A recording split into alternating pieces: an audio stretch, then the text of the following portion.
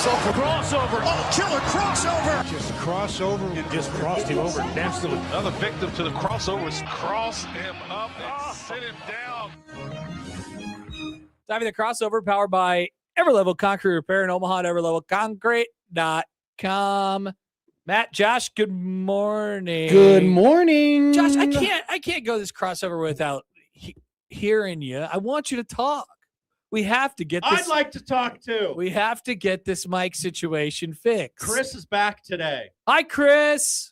Mr. Desk. Mr. Desk. Come on down. Oh, this is good because he'll come down to fix stuff during this show. Yeah. Someone fixed the fence. Whoa. Oh, wow. Was it, do you think it was Mr. Desk? Because you said he might have been Mr. Fence, too. It's possible. If he's back, I mean, it's very possible. Wow. Check the back seat. It's nice to see that got fixed. Check the back seat. What an earworm. A lot of earworms on this station. Yeah, dedication. Just remember, if you hear an earworm, it's on 1620 The Zone, still AM radio. 1620 The Earworm. Still AM. Wait, it's FM radio now? No. Which, by the way, I'm a little. I mean, I would love it to be, but it won't be. The station I grew up listening to, 104.3 The Jams, is now off the air. And it got replaced by the other sport radio station in Chicago. 670? Yes. The Score, the superior Chicago sports radio station. The one that people think of when they think of Chicago sports. I have no opinion. I'm just. Feels like you have an opinion. No, I have no opinion. I have no opinion. It seems you don't like want to talk about those opinion. hacks at the Score? Stop it. I'm not. I have no opinion. Those are your words, not mine. No. Are you afraid it's going to get back to them? I have. How about this? It's a Wednesday. I don't have an opinion, which is what? That's just I don't care. By the way, that was a segment. Also, it's Wacky Wednesday. It is Wacky Guess Wednesday. Let's go, baby. What's gonna happen? I think I do know. Kevin Gallick is on the air. Is it Kevin Gallick? It's not. I unfortunately. So you already know. PR people. Yeah, I know who it is. Oh, you got one of the random PR guests. Not random. That's who's the problem. writing a book. That's the issue. It's not random. I went through someone to get the person, and then that person sent notes to us both. Yeah. I didn't explain. Is it a book situation? No, I didn't explain. No. This is a bit. Don't tell Matt. Is it? You could have communicated combat fighter that to him. Is it? What kind of category? It's a athlete. It's an athlete. So I went through their PR person. Yeah, their communications people. Is it Nick Stauskas? Oh, God, that'd be a hell of a Good guy. get. Paul Burmeister. Our friend.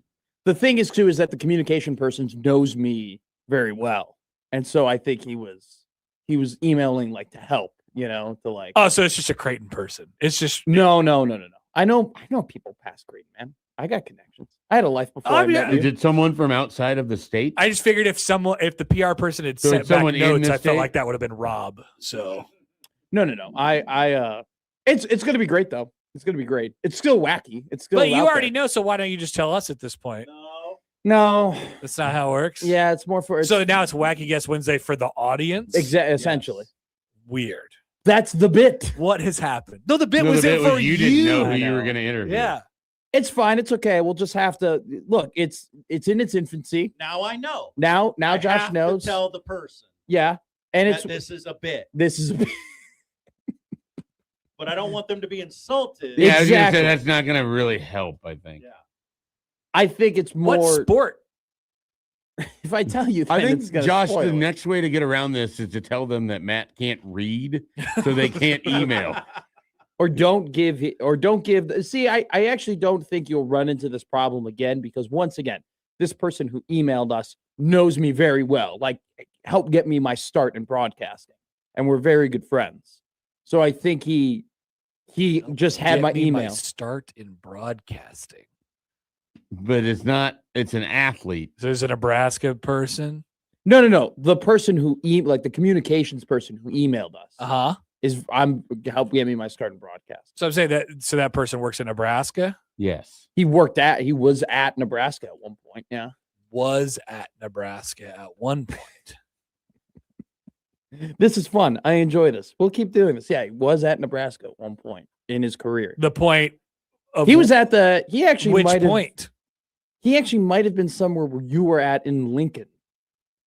Maybe right after you left. Where in Lincoln? I was just in Lincoln. Where The was ticket? we Did worked. someone at You're the saying I ticket? worked together with the PR I don't know. person? I don't think you worked with him. I think he came in like right after you left. But you would know him, I think. Wow. All right. Charles goes, has McMaster started broadcasting? So the athlete is a It's good. Nebraskan. I'm going to tell you right now, it's a hell of a get. It's a really good get. What do we? Whoa! Now that's selling it pretty good. It's a good get. Is it Alex Gordon? No, That'd have been cool. One of the most popular athletes in the city, in the city. In Omaha? in Omaha. Yes. Bud Crawford. No. Okay, not that popular. Okay. We could get that done though, if we wanted to.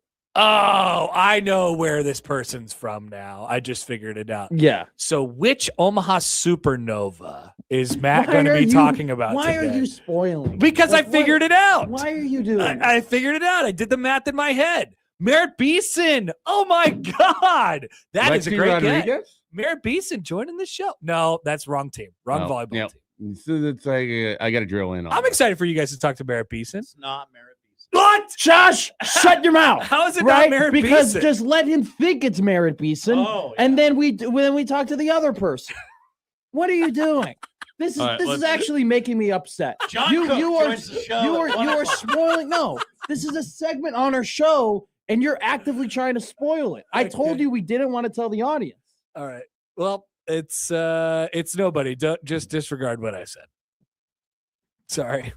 I'm sorry. I didn't. Owen Freeman joins the show at 1 o'clock. Now that would be a Is great he even get. in Omaha? He is. He's around. Oh, I couldn't tell if you've been watching Creighton basketball. He's around. He's around. Not on the basketball court. Not on the court per se, but around the court. We need him on the court. Well, that's He debatable. has traversed the hallways near the court. He's been around the court. I don't know. You gave up 52 points in the paint yesterday. I mean, Yeah, it was a tough look. The dunking was just literally anybody over 6'6" would just help standing in the paint. they were That's what dunking. Leo Curtis did. They were just like, Leo, just Those stand are- there. I know. That was an impressive performance from him. I agree. He's, slow, but if he gets faster, he actually has some basketball skill. I watched his film. Is he when- slow so much as he's probably uncertain He's- because he barely played? No, I think he's slow. I think Okay. he's just slow. He is 100 feet tall. Watching him. So I watched his He prep, needs his prep tape. slightly step quicker. Yeah. Are we going to say, is Leo Curtis just tall? No. Because he's got some Good basketball. The softness of which he dropped in the left-handed hook. So was that's the thing. pretty cool. If you might go be on, just tall. if you go and watch his prep tape, like he has a lot of basketball skill and a lot of touch and a smooth shot and like understands how to operate around the basket. It's just he's slow, which is I think he's just developing. Like I think he's just like, He's 100 feet tall. Yeah, so he's just he's a little bit behind. But when he gets, more coordinated, I think he's going to be really good. I've always thought he was going to be really good. I actually thought How good? I agree with I don't want to make any like bold takes, but I think he could be First, second, or third overall pick in the draft. I think he could be as effective as Rink Mask if he gets faster. Yeah. Shit. Why is what? Everybody clowned me last year when I said that, I thought Sam Hoiberg could be a high caliber quality player. They clowned you for that? Well, I said it in more of he could be like borderline all Big Ten guy. Oh, I think he's Yeah, got a real shot at being. that looks like it might happen. And Yeah. and they were like, you think you did this to me? You go, you think Sam Hoiberg can be an all Big Ten No, I player? didn't. I've Yes, been a you Sam did. Hoiberg lover for like 4 years. I've been Team Sam Hoiberg. You've been Team Sam Hoiberg, but you even looked at me and said, "You Don't think he put could those be words all in my Big- mouth. You think No, you think he'd absolutely be all not. Big Ten player?" And I go, "I think he could be like around No, there." if he now I'm averages mad at 14. you. Name some other supernovas. Name some more supernovas so we can guess who's coming on the show today. I don't think Matt would be friends with Jordan Larson. Who This just did retired. happen. This did happen. Where I said Wrong that team. that Connor, I said that Sam Hoiberg could be like an all Big Ten basketball player, and you read the take on the crossover. So somebody sent you an email and said, Matt was taking crazy pills. He said that Sam Hoiberg could be an all Big Ten caliber basketball player. And we taught, and you were like, I love Sam Hoiberg, but I just disagree with that. That's all you said. This happened on a show where I hosted alone. Mm. It was like one of my you were first just times saying alone. stuff. So I was just like even worse than what Middays with Matt is, where it just takes out the wazoo. Did you even believe what you were saying? I did. No, because I've always been a Sam Hoiberg guy.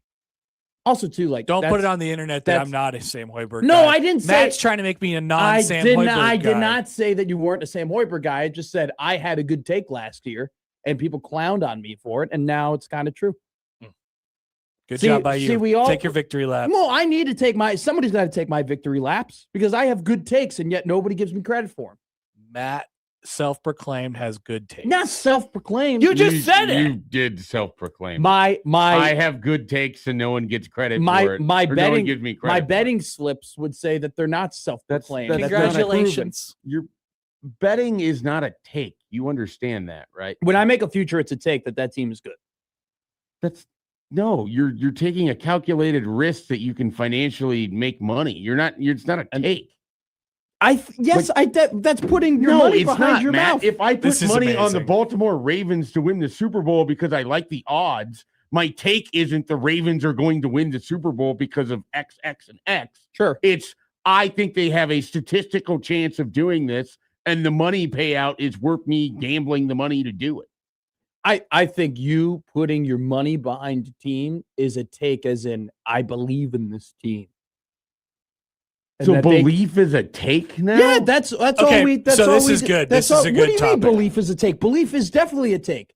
A take is I believe this, and then people go, I agree with you or I don't agree with you. Do you believe that? Because I had this That is discussion true. with Nick Grimm before. Do you believe At that the very base level, yes. my child pointing at the television? Do you believe that that's a take? I remember this conversation, actually. No, I don't think I was that's in a the take. room for this conversation. Some Okay. people do.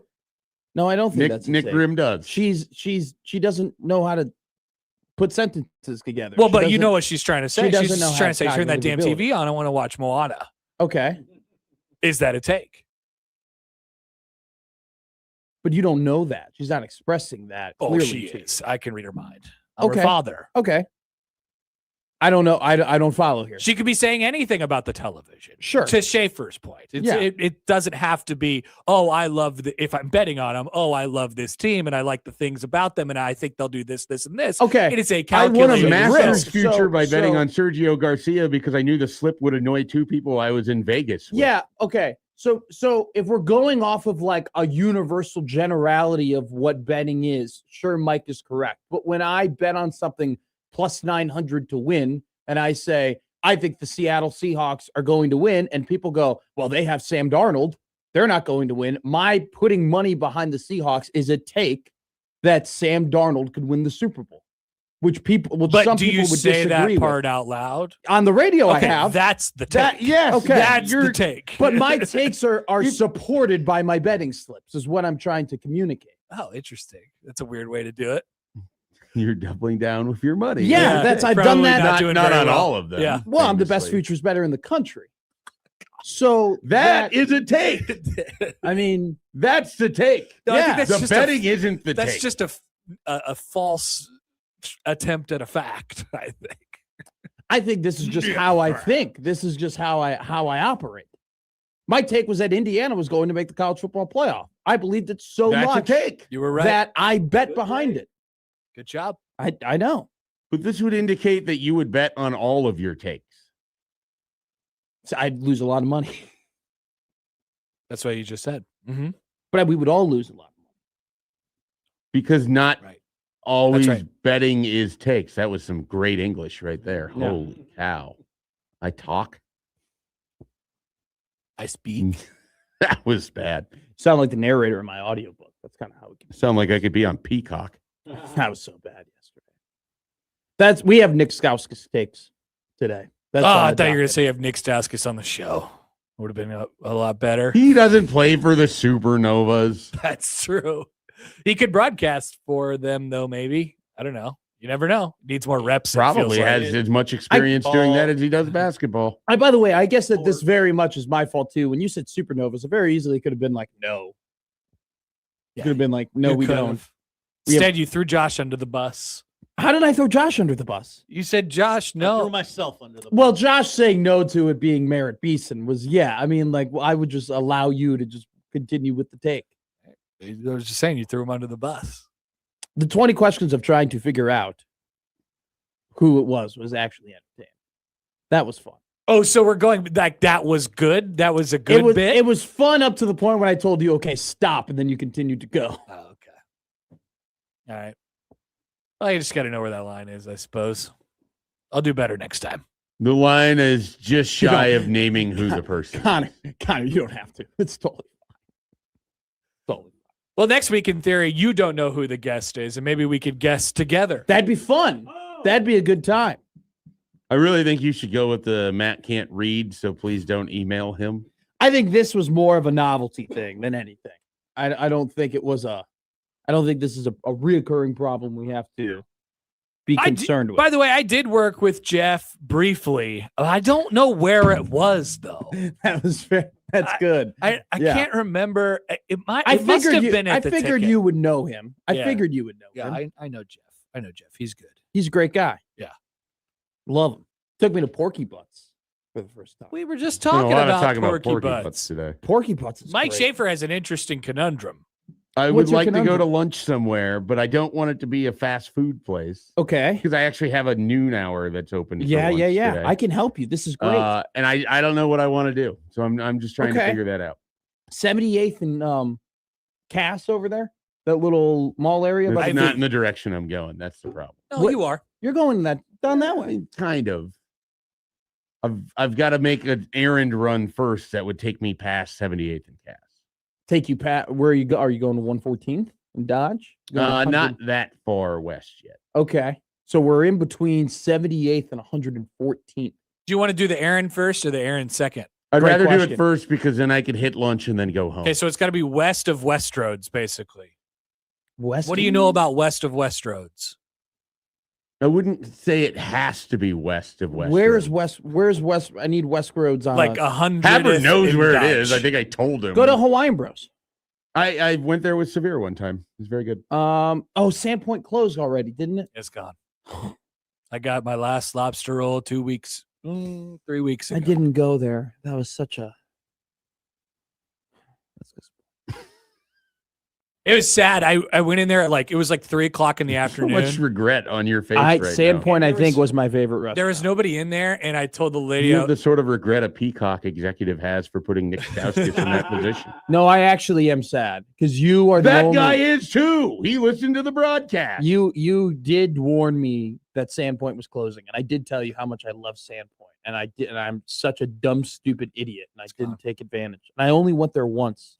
It was It's one of gone. the best. I had a crab cake there. I left him a nice tip on the way out. Wow, I Look felt good about it. this is a classy guy. I felt really good about This it is a classy individual. because it was over, and He might spoil no your coming guests, back. but he'll make sure that he tips well. Connor Happer, the walking conundrum. that's take. That's You a could do another Green Day parody, Walking Conundrum, to the tune of Walking Contradiction. Walking contradiction. I don't think I know that song.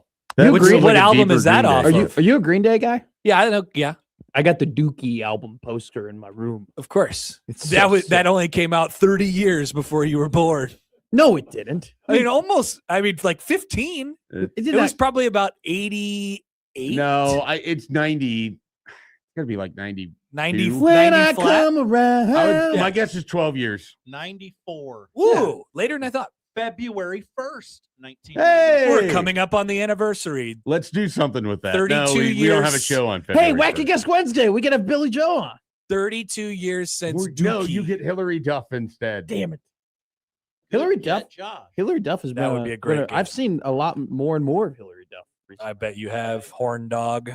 Oh, What just is said- this? I've seen more of I her. just She's- assumed he was watching old episodes of Lizzie McGuire. she's No, the internet really likes her now. she's become suburban mom.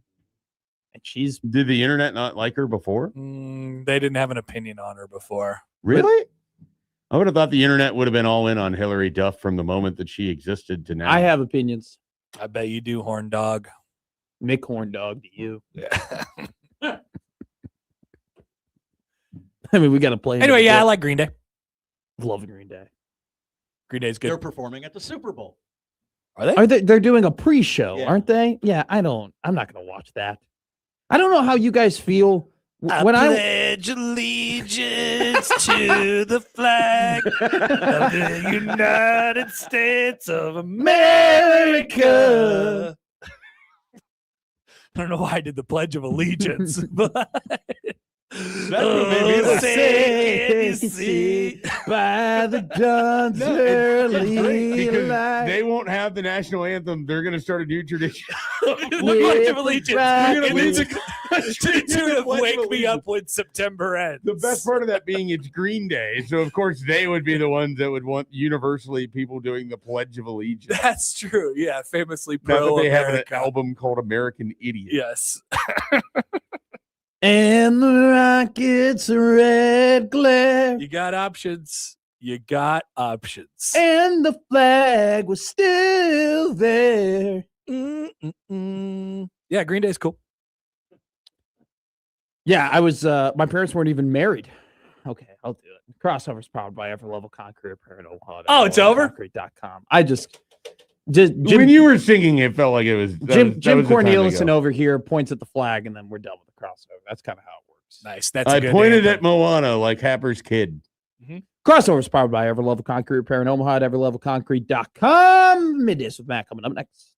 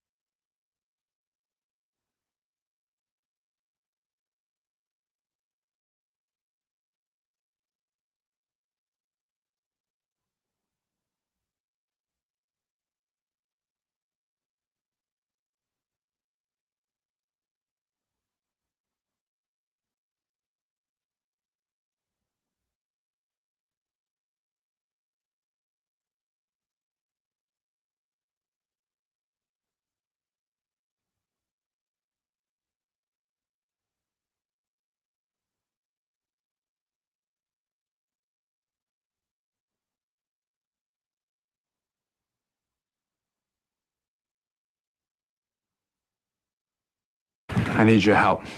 I can't tell you what it is. You can never ask me about it later, and we're gonna hurt some people. Whose car are we gonna take? I have a lot of things I want to get off my chest. That's an absolutely horse crap call. Make room for Daddy. But they are who we thought they were, and we let them off the hook. Chicago is.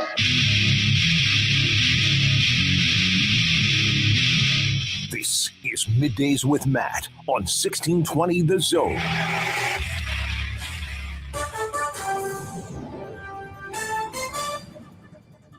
Alrighty, Middays with Matt here on 1620 The Zone, starting off with a bang. Shams Charania reports. My friend from the place I used to work out in Chicago, by the way. We used to. That's right. We used to work out together. Not really. Shams Charania reports. Two-time MVP Giannis Antetokounmpo is ready for a new home at the February 5th NBA trade deadline or in the offseason as several rival teams make aggressive offers to the Milwaukee Bucks for him, and the franchise is starting to listen, league sources tell ESPN. Giannis Antetokounmpo, a one-time NBA champion, will be on a new team, either some part in the middle of this season or sometime next season. Breaking news to begin the show. I know that this is not necessarily an NBA town. I understand there's not a universal NBA franchise that everybody roots for here, right? You're a Celtics fan. I'm a Bulls fan. Mm-hmm.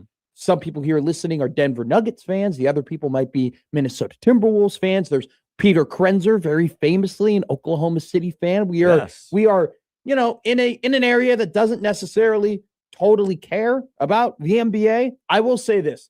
This is massive news. This is insane news. This is the biggest player acquisition hunt that will occur over the next couple of weeks. And if it extends into next season, over the next couple of months, since LeBron went to Miami. Okay. This will be the biggest. Where will he go? Who is interested? What are they going to give up? This will be the biggest player acquisition market you will see since LeBron James. Giannis Antetokounmpo and Thanasis. It'll be a package, I imagine. Gee, wonder why. Probably should be, if we're being honest. I mean, if you hear Jeff Teague, Thanasis Antetokounmpo is a very important, integral part of Giannis's career. But Giannis Antetokounmpo has been, still is, and will continue to be one of the best players in the NBA. He makes any competent franchise worth anything immediate title contenders. He is the Greek freak, and it's a perfect nickname because he is a freak. I mean, he is, they're just, very rarely have you seen the combination of size, strength, speed, and skill all into one NBA player. And unfortunately, for the Milwaukee Bucks, just blatant managerial malpractice has caused them to go down this road of giving up one of the best players in the NBA, a franchise player that, for all intents and purposes, should never leave your franchise, especially leaving your franchise in the prime of his career. There was a report from Shams, a month or two ago, that they were discussing the next phase for Giannis, whether that was a restructured contract, a new contract, or a trade, and it appears they're going to go the trade route. Giannis Antetokounmpo is 31 years old. He still has, I would say, 4 good years left of NBA basketball. He is undoubtedly a Hall of Famer, a 2-time MVP. He's finished top 5 in MVP voting. Well, he touched a basketball, so he's a Hall of Famer. That's true. But, I mean, he actually is one. Yes. Okay. NBA champion, 2-time MVP, 1-time Defensive Player of the Year. He's finished top 5 in MVP voting the last 5 seasons. He's finished top 10 in Defensive Player of the Year voting the last 5 seasons. He's been all NBA first team the last 7 seasons in a row. Okay. He is still playing some of the best basketball of his career, 28 points per game on 65% shooting. this really just boils down to just bad move after bad move that Milwaukee has made, unable to add a young co-star next to Giannis Antetokounmpo over the last couple of drafts. They had ample opportunity to acquire young stars to build around Giannis, whether it be through the draft or whether it be through trade. They failed. They allowed the their Dame thing didn't work out. Well, that was the thing. They allowed their team to get too old. Chris Middleton got too old. Drew Holiday started to decline, so then they pivoted to Dame. Dame was too old. They tried going the Kuzma route. That failed. It's one of those things where they just made wrong move after wrong move, and unfortunately, they got to the point where they have to press the big red button. And Giannis Antetokounmpo was a guy that after he won his first title in his age 26 season, you could have made the argument to me, hey man, this guy could end up being a top 10 player of all time. You know, he could potentially build the resume to be considered one of the 10 greatest players of all time. You could have convinced me 5 years ago, hey, he's got 5 years of his prime left. Milwaukee has made really good moves around him. They have a very solid team. If he gets 2 or 3 more titles over the next 10 years, which at that point, after they beat the Phoenix Suns in the NBA Finals, wasn't unplausible, you could have convinced me, hey, he could build a legitimate all-time player resume. And he's done that within his own right. He's built an all-time player resume individually, but team-wise, and that's what it really boils down to, what are your team accolades? How many titles did you win is really what we all kind of base these things off of. He has not been given the best opportunity to do that. And so for his sake, and frankly, Milwaukee's sake, because they're out of options, because they just stopped, making good moves, this is what they have to do. So Milwaukee's going to get a haul. Milwaukee's going to get everything that they want. And another team is going to buy themselves a franchise player that is worth the price alone. I've been lucky enough to see Giannis Antetokounmpo play in person multiple times. He's probably the best player I've seen play more than once in my life. It is astounding how he moves, how he dunks, how he just plays basketball. He's a freakazoid. It's just, you've never seen anything like that before. The dominance, the skill, the speed. It's mind-boggling watching him play. Especially, I've been very lucky enough to be, not too far away from him too, in multiple occasions. So this is going to be the biggest. I hate to call it a witch hunt, but this is going to be the biggest hunt for a player you've seen in the last 15 years, easily. The Bucks have been working with Giannis on this. They want to respect his wishes. Reportedly, his wish is to land with the New York Knickerbockers. The phrasing that the NBA insiders are using, that is his only team request. Will they honor it, though? The Knicks don't necessarily have the draft haul to trade, so they would have to give up a sizable player. Cats, see you later, buddy. Easiest. That is the easiest decision ever. Sorry.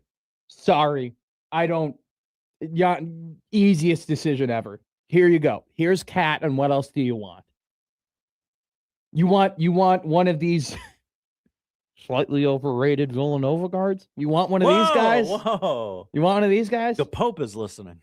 I'm sorry. The Villanova basketball team that takes place in New York, those players are overrated. That's my opinion. Okay. Jalen Brunson, great for scoring points, great for facilitating offense, awesome. Small guards, just more oftentimes than not, have proven that they cannot be best players of championship teams. That's just plain and simple. I mean, Curry is the exception. Steph Curry arguably is also the greatest point guard of all time. So there you go. Like that's what it takes. If you're a small guard of the best team, or, a small guard to be the best player on a championship team, you got to be like one of the 15 greatest players of all time to do that.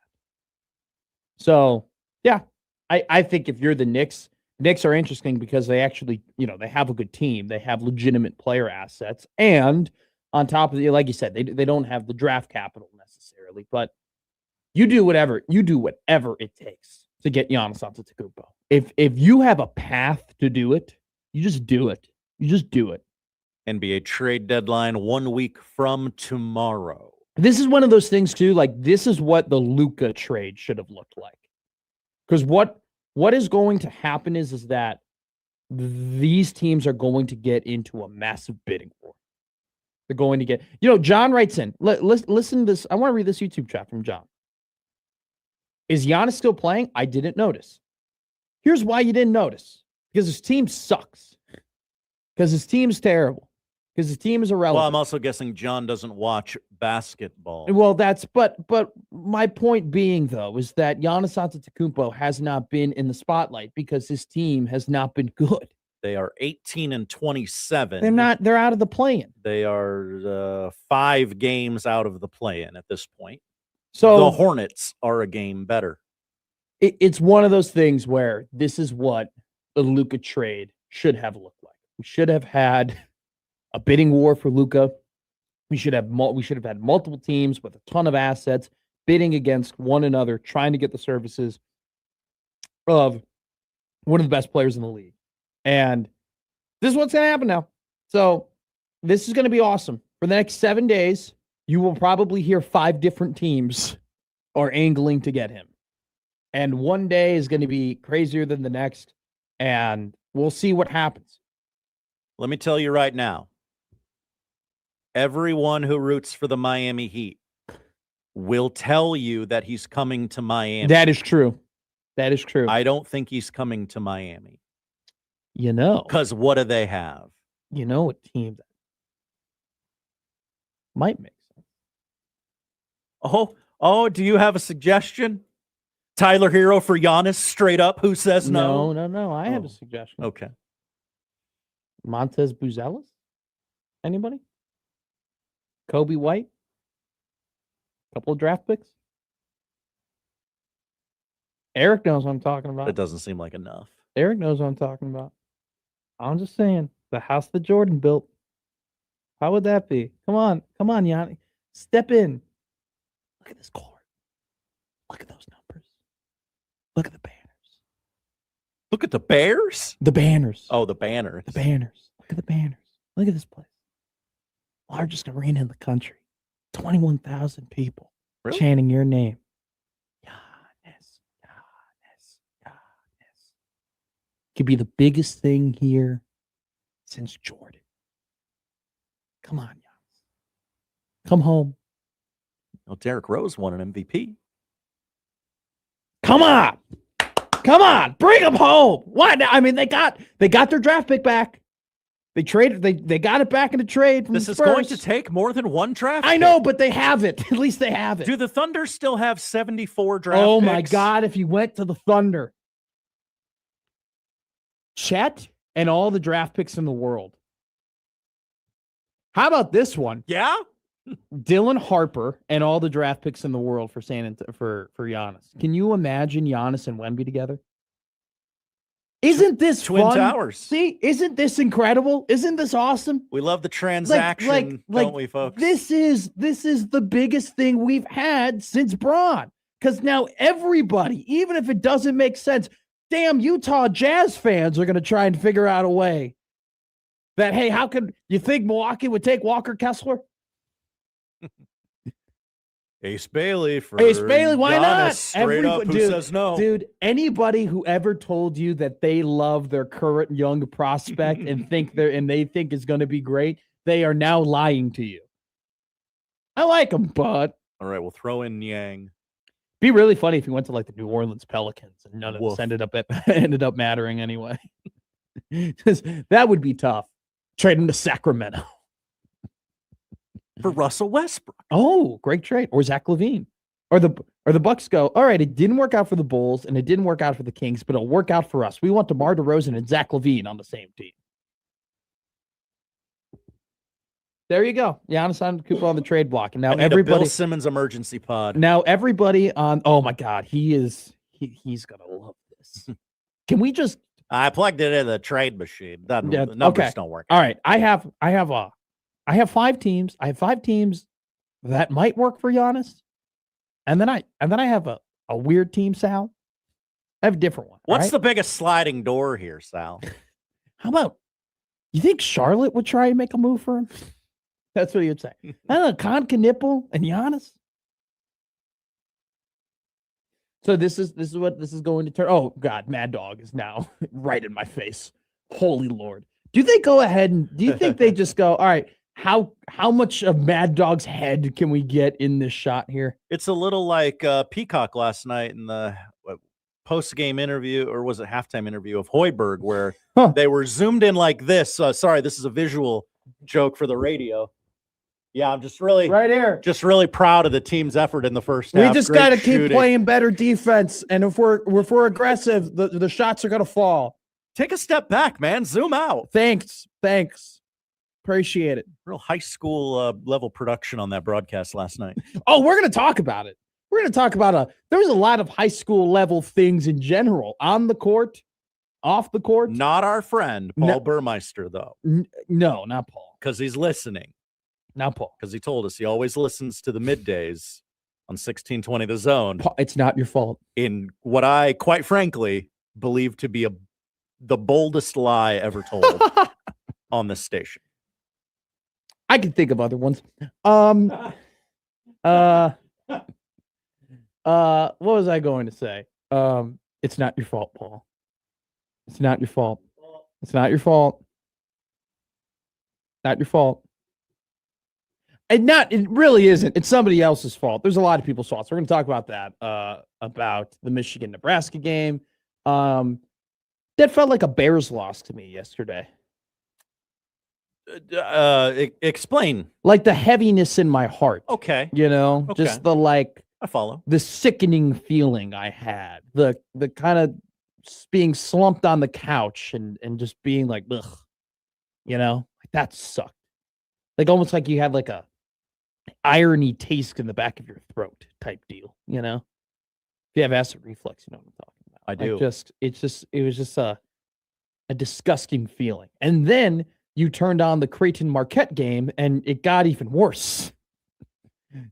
You're like, woof. You thought you felt disgusted then you watched what happened in Milwaukee yesterday. And you were like, ooh, okay, I might throw up. Yikes. Yeah. What did we say yesterday? What was rule 1 for Creighton? Oh, I forgot. I was going to pull that clip of us saying, Don't lose. Don't. Well, what if they lost? Oh, how about don't lose? How about rule number 2 was protect the paint. Rule number 3 was look at rule number 1. Rule number 4 was, have you looked at rule number 1? Maybe we should submit these to Mac in writing ahead of time. Dear Mac, we're sorry. Well, this isn't on us. But you have to do something today, Josh. No, I don't want to do it today. I have to look these people in the eye on Friday. We'll do it Monday. We'll save it for Monday. Let's, in radio, let's peel the curtain back a little bit for for radio for people. Go ahead. They're always telling radio talent and producers, you need to set appointments with your audience so they know what to tune into and when. Monday morning, 10:30. Listen to me cancel this team. But what if they win? Is the thing. It would be a very Creighton thing to beat UConn on Saturday.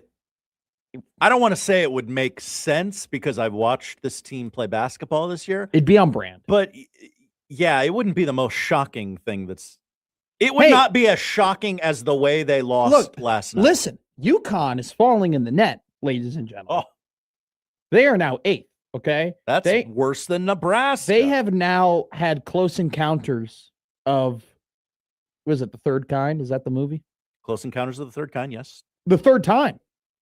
Close Encounters the third time for UConn yesterday because they had to get in. They went down to the wire against a team that they probably should handily beat. They went to overtime against Providence on the road. They went to overtime at home against Villanova. They had to play in a, kind of contentious late game situation against Providence last night to win that game. This is a team, like, they're good. Don't get me wrong. Mhm. UConn, great basketball team. Still gettable. They can get got. But like the great philosopher Marshawn Lynch once said, I'm going to get got, but I'm going to get mine, though, before I get got, though. All right? Seriously. Truer words never spoken. Got to get yours, though. Placat goes, UConn is bored. That's probably the more accurate take. Okay, that makes sense. They when you say it could like that. they could get got, though. They definitely could. They went to overtime against Providence and They're Villanova. feeling sleepy. Do you know who beat Villanova on the road?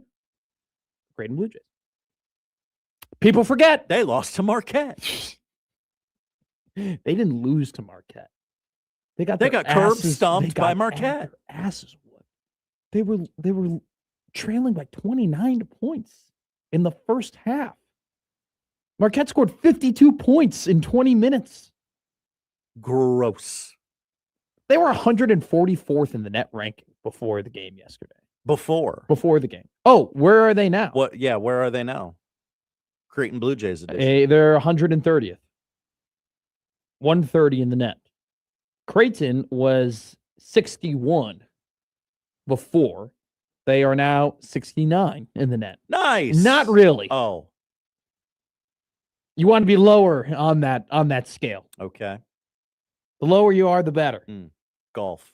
Yeah, the net ranking is the golf of college sports. Net. Golf. Handshake meme. Bang. What else do we got? Oh, we have a fun segment today. So everybody is attacking the Bill Belichick thing one way. We've decided we're going to go the other way here. Yeah, it's obvious. Oh, we decided this? I decided this. Hey, you went along with it. All right. You'll find out. I go along with pretty much everything. This is like we bought a zoo. You know? I would not go along with watching that movie. Whoa, you did not. Whoa, what are you talking about? We It's a bought good a zoo. That's a good movie. Not in the top half of Matt Damon movies. It's a good dream. Of which It's a there good are a dream. That's what I'm referring to. It's not my dream, it's your dream, but it's a good dream. It's not your bit, it's my bit, but it's a good bit. We're gonna rank the greatest snubs of all time. Okay? Who has been snubbed the worst? Actors, musicians, athletes, anything you can think of. We are gonna do that segment around like the 12, right before Wacky Guest Wednesday. Hello. Which is at 1:00. So we will do that. Email us, text us, 402-951-1620. The Zone is our number. The Prairie Flower Casino hotline. Play longer, win more. Wacky Guest Wednesday at 1:00. And then we have John Walker of the Omaha World Herald, one of the best Creighton beat writers around. He will be joining us at 11 a.m. We'll talk about Belichick. We'll talk about the greatest snubs. We'll talk about Nebraska basketball. We'll talk about Creighton basketball and that tough loss yesterday. It was a fun night in college basketball in general. Hey, did anything happen in football yesterday? Football? We did dates and times for all the schedules of the Big Ten yesterday. And what was just, okay. So I'm sitting there watching the Big Ten release, the television show of them releasing the schedule and everything. This could have gotten done in an email. You know, that's what I was thinking. Did we really have to go 4x4 with all these commercial breaks about who's playing? Just send out a press release, dude. I don't care. I don't need the breakdown. Okay, just tell me who they're playing. I'll look through. Oh, all right, this team's got an easy schedule. Oh, this team's got a tough schedule. Oh, whatever. But no, then we have to roll out this. Each team tweets the schedule, and then each team half an hour after that tweets a funny video about, hey, what if we drew the opposing team's logo while wearing a blindfold? Wouldn't that be fun? I love the social media team for Nebraska athletics. I'm a big fan. I think the social media team for really all the sports knocks it out of the park. I really do. Mm-hmm. I think they kill it. Like the cinematic recaps, the in-game tweets, the highlights, like those people, and I know some of those people are awesome at their jobs. Okay. They are great. Wasn't the biggest fan of the graphic for Nebraska's football schedule. Am I the only one who thought that? Did you see it was kind of like the coloring book thing? Like Yeah. it was like a school You type mean the deal? thing they did with the volleyball team a year or two ago? Yeah. Yeah, I don't know. I think those schedule releases, like I need to clearly see the date, Those Wasn't those have jumped the shark. We've jumped the shark on a lot of things when it comes to social media. That is the fact. Because there's only like 3 or 4 that everybody does, and nobody seems to want to get creative and think of something new and exciting. You know what? That's the one time that I actually would have preferred minimalism. I actually just would have preferred hey, red background or black background, red font, add a couple cool, get creative, add a couple cool graphics. But it was just like, I was looking at the Washington logo and I was like, is that Washington? Like that was kind of, is what it is. But they're still batting 950 in my opinion. They're still awesome. Hall of Fame. The greatest players of all time, the Nebraska social media team. So we'll talk about the football schedule. We'll talk about Giannis, talk about Belichick, talk about Nebraska basketball. Wacky guest at 1 o'clock. John Walker at 11 a.m. Going to be a great show. Coming up next, we're just going to do a quick recap on college basketball until we get to John Walker from the OWH here on Middays with Matt. Middays with Matt on 1620 The Zone.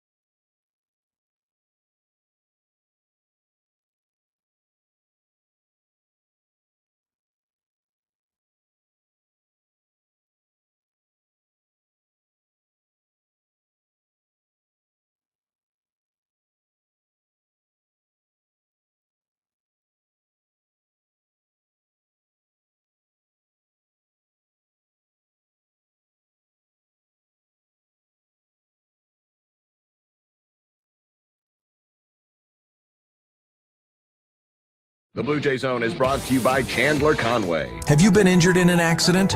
You shouldn't have to fight with insurance companies or deal with medical bills alone. You need an experienced injury lawyer who'll protect your rights while you focus on healing. At Chandler Conway, our team understands the legal process and will handle your case with dedication. Our goal is simple: to secure the compensation you deserve. Call us today or visit chandlerconway.com for a free consultation.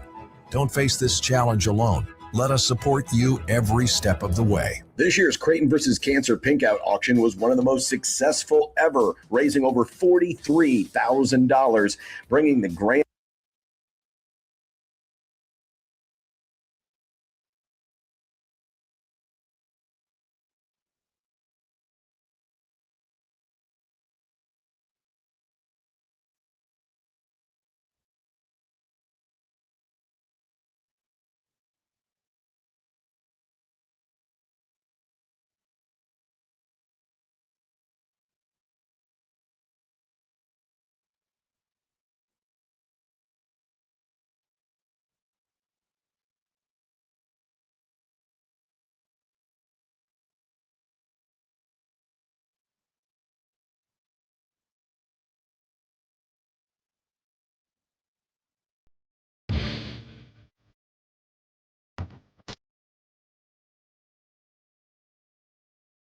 Now, back to Middays with Matt on 1620 The Zone.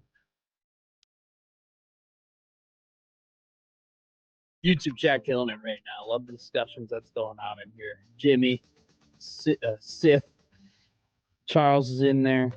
We had John in there before. We had Owen in there before. it's a good time. Already talking about Nebraska basketball, the game yesterday. We'll have plenty of thoughts and discussions on what happened in Ann Arbor yesterday. A couple of fun facts here, though, real quick. Nebraska basketball's odds to win the national championship went from 33-1 before tip-off to 25-1 after a loss, which is quite incredible and quite indicative of how that game actually went and what people's opinions on it were. I know a lot of people around here may not agree with some of the things that he's done and said, but I think John Roskin kind of knocked it out of the park with when he tweeted out Nebraska or Michigan by split decision. Like, I think that was the best way to describe it. Yeah. Right? Like, in a split decision, there are people who think that the other fighter won the fight. Okay? There are people who watched that basketball game who thought, wow, Nebraska won. Like Nebraska won that fight. Nebraska was the better team. Nebraska is more superior than Michigan. They didn't score more points than them in a 40-minute period, but Nebraska's better. And I don't think you could walk away from that game, whether you're a Nebraska fan, whether you're a Michigan fan, or a national just college basketball fan, and not have that inkling. And that was reflected in the sports books as well. Shout out Robin Washut. Hell of a tweet this morning. Robin tweeted, before losing to Michigan, Nebraska was listed with plus 750 odds to reach the Final Four. The Huskers are now down to plus 500 to reach the Final Four. So Nebraska went from a 75-1 a 7.5-1 to make the Final Four, to a 5-1 to make the Final Four. So off of a loss. They lost their first game of the season.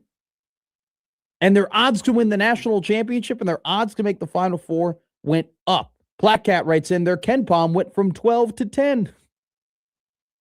Their net ranking, we look here, I believe they're 5. Their net ranking is 5 still after losing a game. They stayed the same. They're still ahead of Illinois. So all of kind of the eyes and the analytics basically all agree. Nebraska had a pretty good night in Ann Arbor. Just things could not go their way. We will talk about those things later in the show. Interesting night of college basketball. The season from hell continues for Kentucky fans after reportedly having a $20+ million roster. They get their brakes blown off by Vanderbilt in just an embarrassing performance. The Commodores dominated that game from buzzer to buzzer. Go ahead. Michigan State, buzzer beater to send the game into overtime. They end up defeating Rutgers. Virginia went to double overtime against Notre Dame, which Virginia's had a kind of a good season. They dropped one to North Carolina over the weekend, but I don't know what is going on over the last couple of weeks. We have these really good teams go into overtime against terrible teams, but then end up winning those games. Rutgers did it yesterday. Virginia did it yesterday. Dog days of the season. UConn's done it twice. But it's funny. They're going to overtime and they're still winning. It's like I feel bad for the dogs, man. I'm an underdog guy. That's why we have Dog of the Day. Which our Dog of the Day was Kentucky yesterday. Oh no, disaster. Yeah, maybe just not admit that over the air. Is it deja vu? It's happened once again. Indiana was already like in the NCAA tournament heading into the game yesterday against Purdue at home. But for the second time in a row, they play a very, consequential game when it comes to their NCAA tournament hope/seeding against Purdue, where Purdue was ranked in a favorite to win, and they end up winning. I mean, they pull off just another really big win against Purdue, and they didn't even get their best game out of Tucker DeVries, but still a massive win for D-Rock and the Indiana Hoosiers. Purdue might have a Fletcher Lawyer problem. Only had 8 points yesterday. He's supposed to be, the guy, the dude, one of the dudes with Trey Kaufman-Wren next to Braden Smith. Only had 8 points yesterday. He hasn't scored 10 or more points in the last 2 weeks. Not good for the Boilermakers, who now have dropped their second straight game in the Big Ten. They lost earlier in the week to Illinois, who Nebraska will play on Sunday. Keaton Wagler scored 46 points at Mackey Arena in one of the best college basketball performances, period, that I've ever watched with my own eyes. That will be a massive game. It's funny. I was a little nervous that if Nebraska were to have lost yesterday, that like what would the juice be like for the Illinois game? I think the juice is going to be just about the same even before tip-off yesterday. Like, I still think it's... I feel like Nebraska would have went right out and played like a double header. Like, let Illinois right now. Let's do it. People feel like people are mad that Nebraska lost the basketball game. But the other general consensus is, I feel great. like Nebraska basketball fans are like, that sucks that they're not 21-0, and it sucks they didn't get that marquee win, and it sucks that, you know, they didn't go on the road and beat the national championship favorite heading into the game. Like, it all sucks that it didn't happen, but you walk away from that one being like, feel pretty good. Like, didn't have Rink, didn't have Frager. We'll talk about how big of a loss those two were, and you still took the Wolverines to the brink. That Wolverines team beat Gonzaga by 40. Nebraska didn't have their two of their best players and nearly beat them. And that's another thing too. Like, this team, it is Nebraska basketball is the easiest team to root for. They are so easy to root for. They just have so many guys who are just good. They just do their jobs. They're resilient. They battle through adversity. They never give up. Everybody's on the floor. Everybody's hustling. You never question effort. And then there's just an enormous amount of skill just across the line. Price Sanford. Oh, my God. What a shooter. Sam Hoiberg. The strides that he's taken. You know, fifth-year senior. Incredible stuff. Cale Jacobson had a sexy turnaround jumper in crunch time yesterday in the second half. I'm like, my God. Looking like he's in a Nashville and Greenwood gym doing that. So, teams easy to root for. The loss sucks. You still feel pretty damn good about them. We'll talk about that game more in depth. But we have to talk about another game that happened yesterday that affects Nebraska college basketball, the state of Nebraska college basketball. That is the Creighton Marquette game, where Marquette defeated the Blue Jays 86-62. We will talk about that next here on 1620 The Zone with John Walker. Middays with Matt on 1620 The Zone.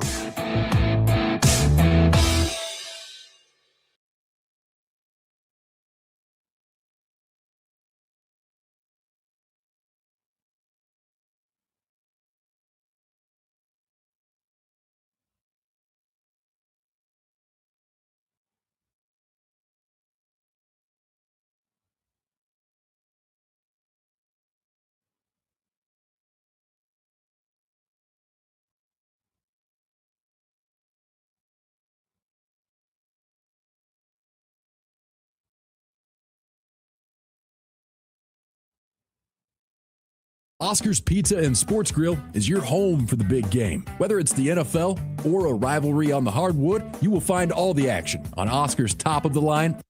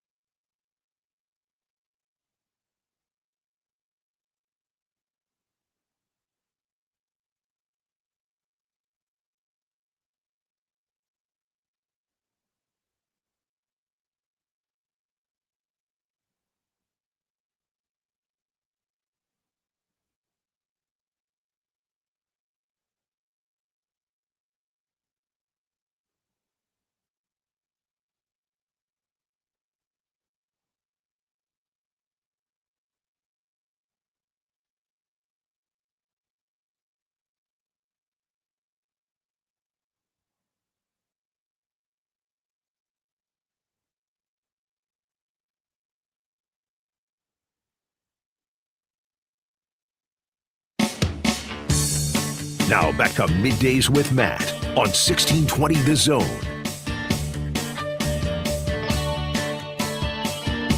Middays with Matt here on 1620 The Zone. We welcome in from the Omaha World Herald, Mr. John Walker. Johnny, how are you? I'm good. I am I'm candidly very busy. Okay. Working on a deep dive of a story. Nothing too crazy. Like, you don't need scuba gear or anything. All right. A deep dive into a pretty important piece of what has affected Creighton's season. So yeah, that'll be out. Okay. I don't know. I think Friday, sometime before the UConn deep game, dive. and I'm excited to share that. Okay. But yes, I've just been busy. All of that to say, but I'm good. How are you? I'm great. Are you going to write about the paint defense?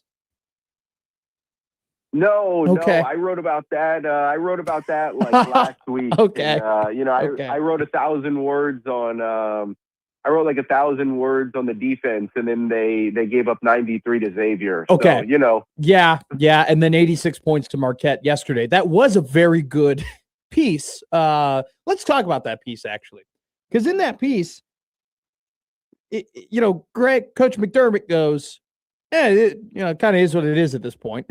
The defense is what the defense is. He's not wrong.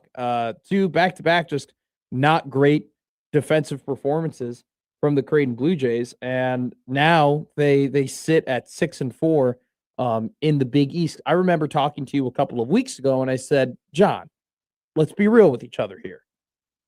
How many losses can they really take in the Big East? You said 5 to 6, but it also was kind of dependent on who they lost to. How does yesterday's result affect that?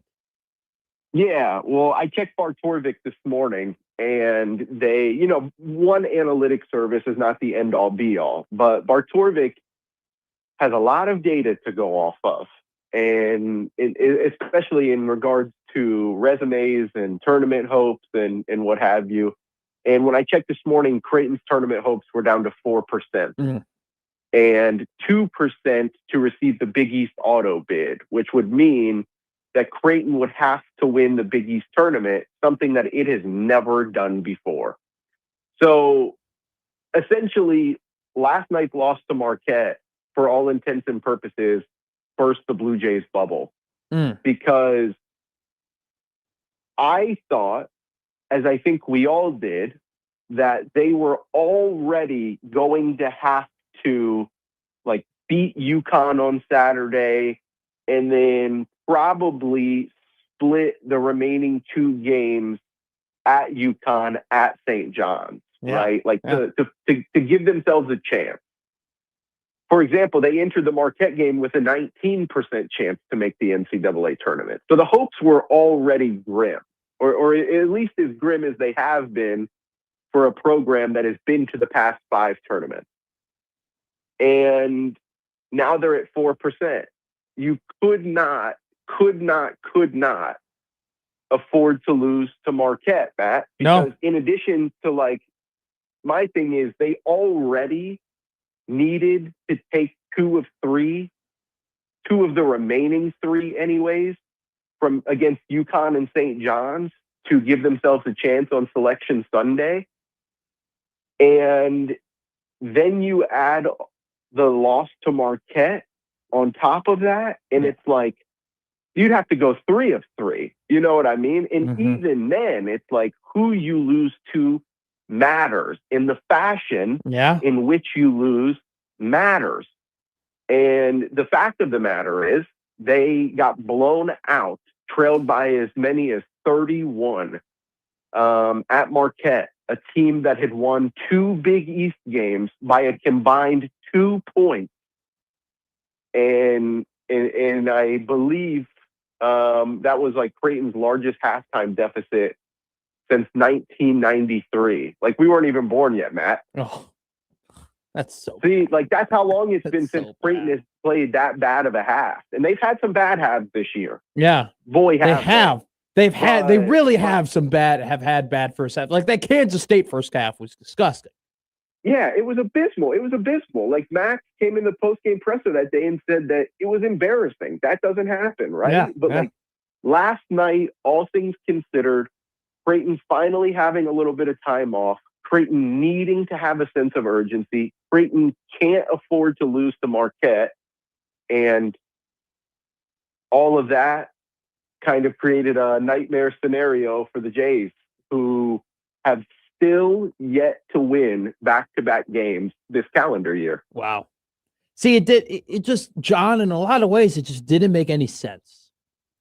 It just didn't make any sense. No. They were playing. And Mac had mentioned Monday that, like, he thinks teams 3 through 11 in the Big East, like, there's not much separation between teams 3 through 11 in the Big East. Yeah. Which could be true, but the thing that, like, sticks out to me now is that he said, that's why you see a lot of close games and some head scratchers at times. Like, boy, was last night a head scratcher.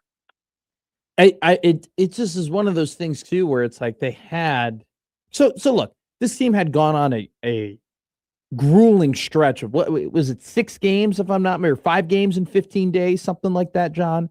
Yeah, they played like 5 games in 12 or 13 days. Yeah. So you're like, all right, these guys definitely at the end of that stretch were tired, and you kind of saw the legs were a little gone, and that's a lot of basketball to be played, especially considering the fact that they don't really have that deep of a bench, right? They're only playing about 7 to 8 guys a game. And so it's like, okay, I understand it. And then you're heading into this Marquette game, and part of the caveat to this entire thing was, okay, they're going to be rested. Like they're gonna be ready. They've had an extended break. Right. Like they're gonna be ready to go. And they played one of the worst Marquette teams of our generation, of this century. And not only did they lose, you're right, they lost in horrendous fashion. And then if you want to add to that, right, so their net ranking now is 69 this season. Before the St. John's game, just a couple of weeks ago, after they beat Villanova on the road, which is, by far at this point their best win, they were 41st in the net ranking, right? 41st in the net ranking. It's like, all right, you're kind of on the bubble. It's now been 18 days, and they have dropped 28 spots during that time. Yeah, and again, really, that's because of like the fashion in which you lose. Yeah, right? Yeah, and even the fashion in which you win, John, too. Yeah, absolutely. And like, you can lose to St. John's, sure. Like St. John's is stylistically a tough matchup for Creighton, and this year more than ever, that is true. Because of the personnel. But you can't get blown out at home by St. John's. And like, yes, you needed to beat Xavier and needed to beat Georgetown, but you needed 2 Austin Swartz. Like, you needed a career night from Austin Swartz and then a miracle from Austin Swartz to survive the other. Yeah. And so those are not wins, as you said, Matt. Those are not wins in the fashion in which they should have been. And then, like, not only do you just lose on the road to Marquette, you're clobbered on the road at Marquette. One of the worst power, like metrically, one of the worst power conference teams, high major teams in the country this year. Yeah. And so, just really, really, really not ideal. The Jays were kind of already playing for in a vacuum anyways, playing for their season on Saturday. And that's like true more than ever. And even then, that's the thing with the Marquette loss. It's like, even then, beating UConn on Saturday would be nice, but like, how much does it matter as far as Creighton's NCAA tournament hopes are concerned? John Walker, the Omaha World Herald here, talking after Creighton basketball goes on the road and drops one to the Marquette Golden Eagles. All right, let's talk about the game a little bit more specifics. How much of the game are you chalking up to, okay, it was a bad night? And how much of the game are you chalking up to, man, we saw too many of the things that we've seen throughout the season? Yeah, I mean, it was really like the perfect encapsulation of the season, right? Like Greg McDermott said that they could not turn the ball over. They had 14 turnovers that led to 17 points. And more than that, the glaring issue, because if you're a team built on shot making, and we've seen this with Creighton in the past, if you're a team built on shot making, you're going to have nights like last night. Yeah. Like they were 2 for 17 from 3 in the first half. When you live by the 3, sometimes you also die by it. So you're going to have shooting nights like that. Mm-hmm. And it sucks that it happened against Marquette. But the glaring issue for me, Matt, is like this defense never found its footing. And at this point, I don't know how or when it would. Because Jason Green is not getting any healthier. No. And not to discredit what he's done, but Jason Green has openly said he is undersized at the position. Like, he shouldn't even be playing center, but he has to because of how the Owen Freeman situation has been and because Kerem Conan is still picking up the system. Like, we know that's true with Creighton newcomers. It's really not until about mid-January, early January of their first season with the program that they like understand it. And it's really not until year 2 that they're comfortable in it. Yeah. And then you add on top that there's a language barrier there and there's another layer to it. And so for one reason or another, this team has lacked a paint presence, which we expected after losing Ryan Kalkbrenner, but certainly not to this degree. Yeah. Creighton has now given up like 40 plus paint points in 4 consecutive games. I think it has allowed 50 plus in the paint 3 of the past 4 games. For instance, never in Ryan Kalkbrenner's 4 years as Creighton starting center did the Jays give up 50 paint points in back-to-back games. Wow.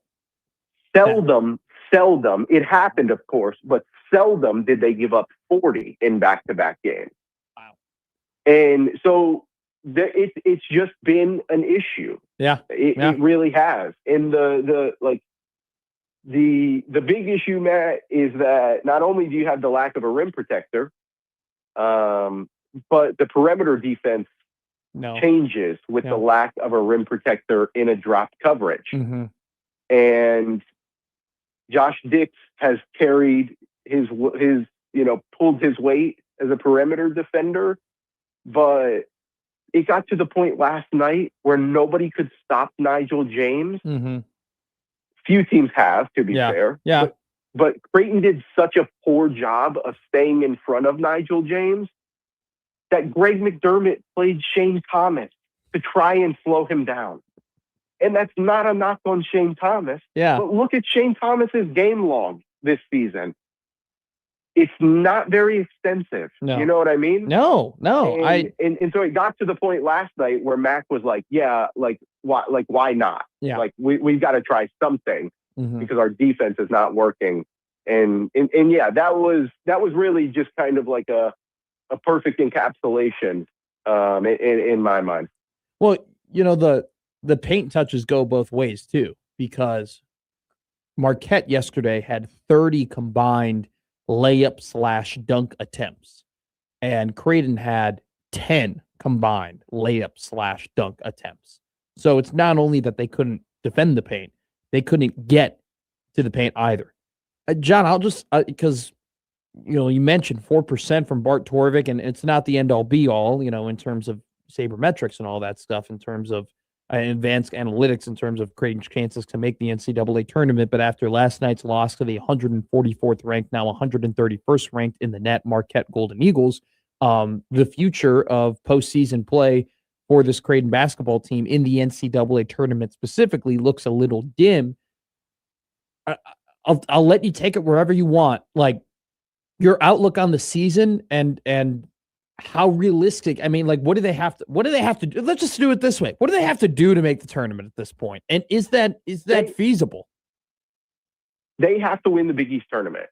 Okay. Like it's all right. That unless they beat UConn on Saturday, and if they beat UConn on Saturday and they beat UConn in Hartford or at Gamble or wherever it or in Stores, wherever it is this year, and they beat St. John's at the Garden, and maybe their only loss the rest of the way is like Villanova at home.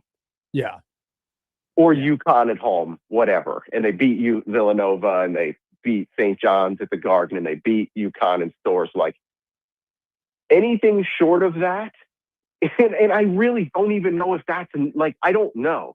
But anything short of that, this team has to win the Big East tournament. Again, something it has never done. I believe Creighton has been in the Big East tournament final 5 times, and it has never won the thing. So, it would be pretty ironic for this to be the group, as much as they've struggled to save the season, essentially, by winning the Big East tournament, right? Like, of course it would be ironic. Mm-hmm. The thing is, Matt, like, Mac has said it. Nick Graves mentioned analytics a couple of weeks ago when we talked to him. They are very, very, very well aware of what's going on. Yeah. And you just can't really prevent it in this day and age. Like, literally, I can just look up kenpom.com, or I can scroll through Twitter and see, somebody like me tweet, hey, you have a 4% chance to make the NCAA tournament. So the thing is, like, now that things are as low as they are at the moment, now that things are as grim as they are at the moment, like, does this group stay together? Yeah. I think so. I think my thing would be like, can you build the momentum over the final 10 regular season games to be confident enough going to New York for the Big East tournament? And obviously, if they lose some games along the way, I'm spitballing here. Sure. Not that I think these will happen, but if Villanova comes to Omaha and gets their lick back, and if, I don't know, DePaul's been sneaky good this year, if Creighton loses to DePaul in Chicago, like, can you keep the group together? Yeah. I would think so. Yeah. I would think so. Like, this group has talked about how much they enjoy being around each other and how much they're connected, but everything changes after a loss or two or however many. Yeah. And so I think they would stay together, but that would be the question is, can you not fracture? Can you not shatter before one last chance to save your postseason hopes? We'll certainly find out over the next 6 weeks, over the next 5 weeks, which is insane to say. Yeah. But yeah, I mean, they've got 10 regular season games left. The regular season finale is March 4th at Butler. Yeah, I mean, it's right around the corner, and Creighton already did not have margin for error before the Marquette game. Yeah. And now, certainly, without question, Creighton has no margin for error. I genuinely think if this team wants to make the NCAA tournament as an at-large bid, it has to run the table. Wow. Or again, maybe like one more loss. I've said all along 15-5, but I didn't think they would lose to Marquette. Yeah. The losses matter. How you lose matter. Who you lose to matters. And so I really, they're 12-9 right now, 6-4 in the Big East. Like I said, that'd be, can they win 9 of the next 10? And who's that one loss to? Yeah, it really does depend, because if it's against St. John's, maybe you get away with it. But if it's against DePaul, I mean, that ain't. Right. If it's against Butler, no Gouda. If the one loss is at UConn, you can live with it. You can live, yeah, you can survive. That's like one of the best teams in the country. But still, John, to go 9-1, that's 9-1. That's crazy. This group has not won back-to-back games this calendar year. I know. So the odds of them finishing the season 9-1 are drastically low. So low. 0. Yeah. But there is a non-zero chance. Like, what were the odds they won 9 straight games last year? Yeah, but Things that's are way different now. Yeah, they're way different. Way different. Way different. But all of that to say, you never know what can happen. What needs to happen is that, in my mind, Creighton needs to win 9 of the next 10 or win the Big East tournament to get in the thing. They've never done it before, and it'd be a hell of a group to do it with. But you know what? If you get hot at the right time from behind the three-point line, you never know. John Walker, the Omaha World Herald, joining us here to talk Creighton basketball. Thank you, my friend. We will talk to you this time next week. Yes, sir. See you, Matt. See you, Whiskey. 9-1. I don't know, man. I just don't think they play at a consistent enough basketball, a consistent enough style of basketball to go ahead. You think? I don't mean to laugh. But you're not wrong. Consistent basketball, in my opinion, if you want to have a consistent basketball team, you have to play good defense and be able to get to the paint. Like that's just the highest, like the most efficient way to do it. And unfortunately, the team does not do either of those things very well. And so if you're going to go 9-1, you have to go on just one of the greatest shooting runs we've ever seen. That, and just hope every team that you play just doesn't have their stuff that day either. It's too much hoping and wishing for me to say that they could go on a run of that magnitude to get an at-large bid. So it's just, you're not. I'm not going to be the guy to proclaim a season dead in January. At the same time, I will. Well, Monday will be February, so that's a good point. That's the spin zone. I'm not willing to do it in January. It is February in 4 days, though. So we'll talk about Creighton just a little bit more as we move on, but we got a lot of places to touch. Coming up next, though, a schedule got dropped yesterday. Schedules got dropped yesterday, and the Big Ten did something sneaky. You sons of guns. I know what you're doing, the Big Ten. I know what you're doing. Tony. Putting unqualified broadcasters on their broadcasts? No, that's Peacock. He's still tweeting, by the way. Nick Stauskas is still tweeting. Nick is tweeting? Have you not seen this? No, I have not seen the tweets of Nick Stauskas. Josh, he's beefing with Bigelow. That's not somebody you want to battle on with. Twitter is not. I don't want to fight Roy Jones Jr. in his prime. I don't want to tweet at Bigelow right now. The guy's got too much time and too much ammo. Yeah, go ahead and look at what's going on Twitter. All right. We even have Hoiberg relatives getting in on it. Whoa, this is wild. Dude, it's I'm insane. sorry. I'm just learning about this in real time. All right, Josh is going to ingest all of this, and we will talk about it later. But coming up next, we're going to talk about Nebraska football and that sneaky little Tony Petiti here on Middays with Matt.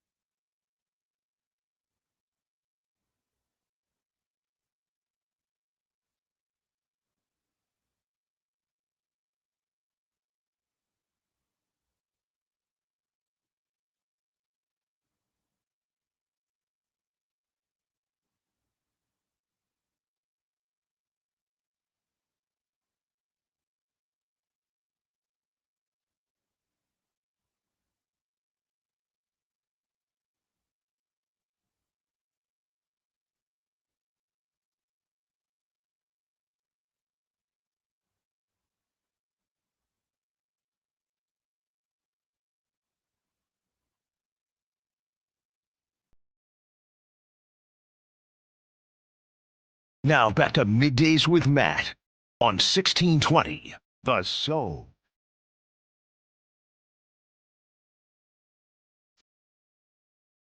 Middays with Matt here on 1620 The Zone. Nick in Ohio, stay on the line. We will get to you second, but we have to talk about a dumpster fire that's still burning in your state, and that's the Cleveland Browns. Oh yeah, this story broke while you were talking to Whiskey. So I tried it on. I don't know how I felt about it. what, Whiskey? Yeah. Yeah. I love the nickname, just me saying it. I don't know how it. I feel like it's a Matt McMaster. Yeah, thing, yeah. I'm going to you stop know? doing it. No, I'm not saying you should stop doing it, but I don't know. I didn't like how it fit either. Yeah, yeah.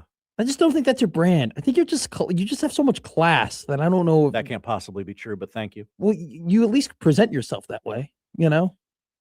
It makes sense for me to say stupid nicknames to people. All right, the Browns. It's on brand, you know. It comes together, you know. Some people are here, some people are there. Now I'm doing a John Madden. Okay, so the Cleveland Browns has hired Todd Monken to be their head coach. Monken, the offensive coordinator from, I think it was OC at Georgia, and then the OC in Baltimore. Now the head coach in Cleveland, and it was abundantly clear that nobody wanted this Cleveland Browns job. Okay. It just, the people that they interviewed, like literally guys that they wanted to hire, ended up taking offensive coordinator jobs, right? Mike McDaniel was the guy that they were very seriously interested in. He would rather be the OC for the Chargers than be the head coach of the Browns. That just tells you all you need to know about the current situation in Cleveland. They go ahead and they hire Todd Monken. Okay. Monken, respected coach, you know, does he move the needle? Is he this? Oh my God, what a hire! You know, is it one of those? No, not really. But he's a guy for the last couple of seasons has very much been in the conversation and had interviews and people have been interested in hiring. Okay, so this isn't like a out of the blue. Who the hell is this guy? No, this is a dude who has kind of been through the head coaching cycle a little bit over the last couple of seasons, and now he's finally getting his shot to be the head coach in Cleveland. All right. That's kind of no big deal, in my opinion. Okay. Is it a downgrade from Kevin Stefanski? Yeah. Okay. Did Stefanski upgrade his job? Yeah. That's neither here nor there. Okay. It's actually very on brand for what the Browns are. Here is the developing story, though. Because the story isn't necessarily, okay, Todd Monken is the head coach of the Cleveland Browns. The story is that Jim Schwartz, the former head coach of the Detroit Lions, who in his time as the Detroit Lions head coach went 29-51 with one playoff appearance, has been at this point the fairly decently long time DC of Cleveland. Like 3 years as the DC isn't, that's a pretty decent tenure, at least in the NFL. It seems like everybody's having new defensive coordinators and offensive coordinators nowadays. So for the last 3 seasons, Jim Schwartz, who has run a really good defense, might I add. I mean, Cleveland was one of the best defenses in the league last year. The season before, they weren't bad either. Absolutely. Wanted this job, wanted to be the head coach, wanted another shot. It has been 13 years since he got fired in Detroit. He's now, I believe, 60, 61 years old. Like, it's getting to the point where Schwartz isn't really going to have too many opportunities to be a head coach in the NFL anymore. And it was clear that there was interest in the Cleveland Browns, and they had interviewed him, and he wanted this job, and he didn't get it. They decided to hire Todd Monken as opposed to Jim Schwartz. Tom Pelissero goes ahead and reports this. After the Browns informed DC Jim Schwartz this morning they were passing him over to hire Todd Monken as head coach, Schwartz was visibly upset. He said goodbyes in the building and told other coaches he's not coming back. Sources tell the insiders. Schwartz is under contract and Cleveland wants to retain him, but his future is now unclear. Pelissero then goes ahead and quote tweets his own tweet, and he says, the fallout, in parentheses, so far, of the Browns' decision to hire Todd Monken as their head coach after their extensive search follows. DC Jim Schwartz wants out. Special teams coach Bubba Venetrone is not expected to return. Coach Bubba's out? And Rams passing game coordinator Nate Shieldhouse likely will stay in L.A., barring the right OC offer. So now the Browns essentially don't have a coaching staff after they went ahead and hired Monken. Diana Rossini adding some more context. Oh, I love it when Diana adds fuel to the fire. What does Diana have to say? Many around the league believe that Jim Schwartz was not going to stay in Cleveland if they hired a first-time coach. An older one with experience may not satisfy him either. So there you go. So that's what the Browns have decided to do. They went ahead and fired their head coach. They got a head coach. The next head coach they hired will be 60 next week. Will be 60 next week and hasn't been a head coach in the NFL before. Okay. Now, granted, Monken was a head coach in college for Southern Mississippi before going to the NFL and being the offensive coordinator of the Tampa Bay Buccaneers and then going to Georgia for 3 years. And the last 3 years he's been in Baltimore. But the guy hasn't coached the NFL before either. And he's actually been a head coach in 3 seasons of his nearly 30-year career, over 30-year career in football. He was a grad assistant with Grand Valley State. Yeah, with Brian Kelly. Okay. Well, he coached at Notre Dame too as a GA. Yeah. So there you go. The Cleveland Browns, man. Never change. We go to somebody who's currently in the state in which they operate. Nick, you're in Ohio. How are you, my man? Nathan. Oh, I knew it. Nathan, the man. How? And by the way, I believe this is the first time calling into Middays with Matt. Is that right? It is true. It's my virgin journey along this road, but that's all right. So, I'm very happy to hear from you, my friend. How are you? Doing well. So I have a couple things. Okay. First one is a possible thing for your bitching hour. Oh yes, the bitching hour. We are in the bitching hour. Some taglines. Oh, right. All right, So I'll write them down. Where facts become opinions and opinions become facts. There you go. I like that. Possible. I love that. And then where gripes become reality and rants become time memorial. Okay. All right. We'll workshop that one. That's good bones. That's got good bones. Good foundation. Yep. So anyways, just along those lines, a couple taglines I was thinking about. Okay. Another thing, I have a possible bit for you guys. Oh, okay. Josh has the pen. All right. Nate, no. We're ready. We're ready for you, Nathan. All right. So are you familiar with dad lore?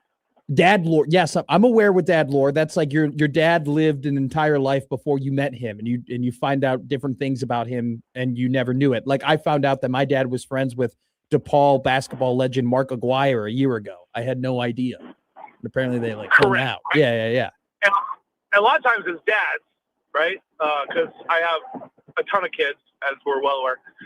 Congrats on the sex. So part of that as dads is we just don't think our lives are that interesting. Sure, right? sure. So the bit is this, right? You get a dad on, or dads can call in. Oh and God. They can basically make the argument, right? So they say, hey, I said this to my kids and they were really impressed, but I didn't think it was impressive. And so then you get to decide whether it's true dad lore, i.e. this was amazing, why did you tell your kids earlier? Or if the dads are correct and it was really cool. You know what? I actually think I'll just pitch this to, okay, this is our little bit committee right now, right? So, I know a lot of people are listening. How about we do like a mini bit committee, our mini bit committee. Here's a pitch here, right? Let's workshop this. What if we did Lying Thursday and we had dads email, text, and call in the greatest lies that they told their kids? Whoa. How about that? That'd be a good one. Yeah. You like that? I would have a few. Yeah. Because I feel like every dad has a couple of lies that they've told their children. Yeah, and hey, listen, if you want people just to email me the lies, and then I just can come on and tell you the best ones.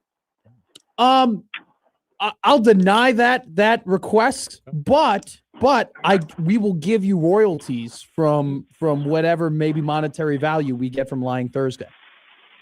Hey, I'll take it. Okay, very good. Okay, pump those things in. All right. Well, So, Nate, if you ever have more bit ideas or more taglines, call in, and we will have our bit committee, and we will talk. We will talk it through. All right. I love this. I appreciate you guys. And, All right. Appreciate you, guys Nathan. have a wonderful, blessed day. All right. I think Nate's bit ideas created a new bit. We now have a bit committee. He's trying to help us. A and mini, I like that. a mini bit committee. Mini bit committee. Do we like Lying Thursday? I feel like there's something there that it might not be exactly the way he described it, but look, I just think that if you want to email in and text in the greatest lies that you've told your kids, yeah. But That's probably the simplest way to do it. But I feel like there's so many things out there. There's probably great lies that dads aren't even remembering right now that they'll remember later that you can email in. Mm-hmm. We got bones. We got some foundation for good things there. Got some foundation for good Sounded like Nathan had bones too. He's actually got like kids in the teens. Like 13 or more I children? think it's like 12 to 13. Whoa. Yeah. It's a big family. Nathan will email in to confirm. Whoa. Yeah. Alrighty. We're going to take a break here after talking about the Cleveland Browns and having a quick little committee meeting. Coming back, we're going to talk about a committee that put together a schedule yesterday, and I know what they did. I know what they did, and they're not sneaky about it. Okay? I know what they did. Following that, we're going to talk about Nebraska basketball at Michigan. We've been saving it for the 12 o'clock hour. We're going to break down the game. There's so much to talk about. It's probably 2 segments worth. Then we're going to go ahead and discuss Bill Belichick and him not being a first ballot Hall of Famer. And then wacky guest Wednesday here on Middays with Matt, one of the best days to tune in and listen, whether it be on the radio or on 1620 The Zone TV. Don't go anywhere to make midday on 1620 The Zone.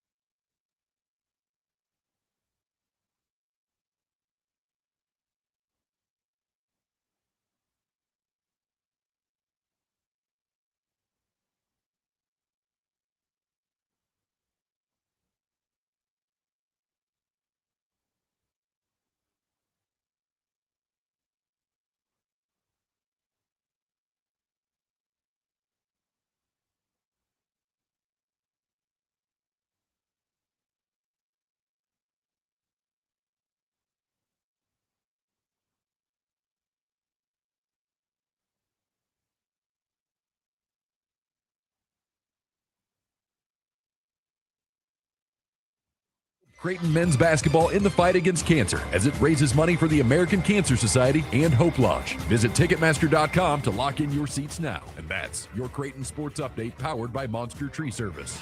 1620 The Zone proudly supports Creighton Athletics.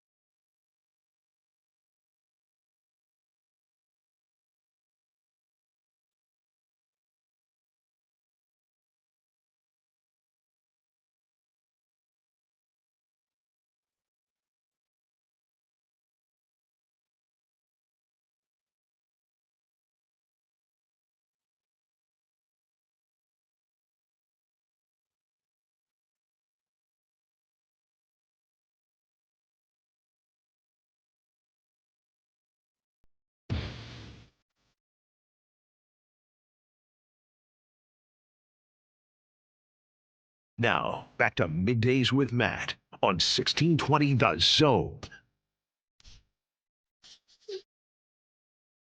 Been a big day for sports so far. Giannis Antetokounmpo has requested a trade from the Milwaukee Bucks. There will be a bidding war to see where Giannis Antetokounmpo, where he will play next.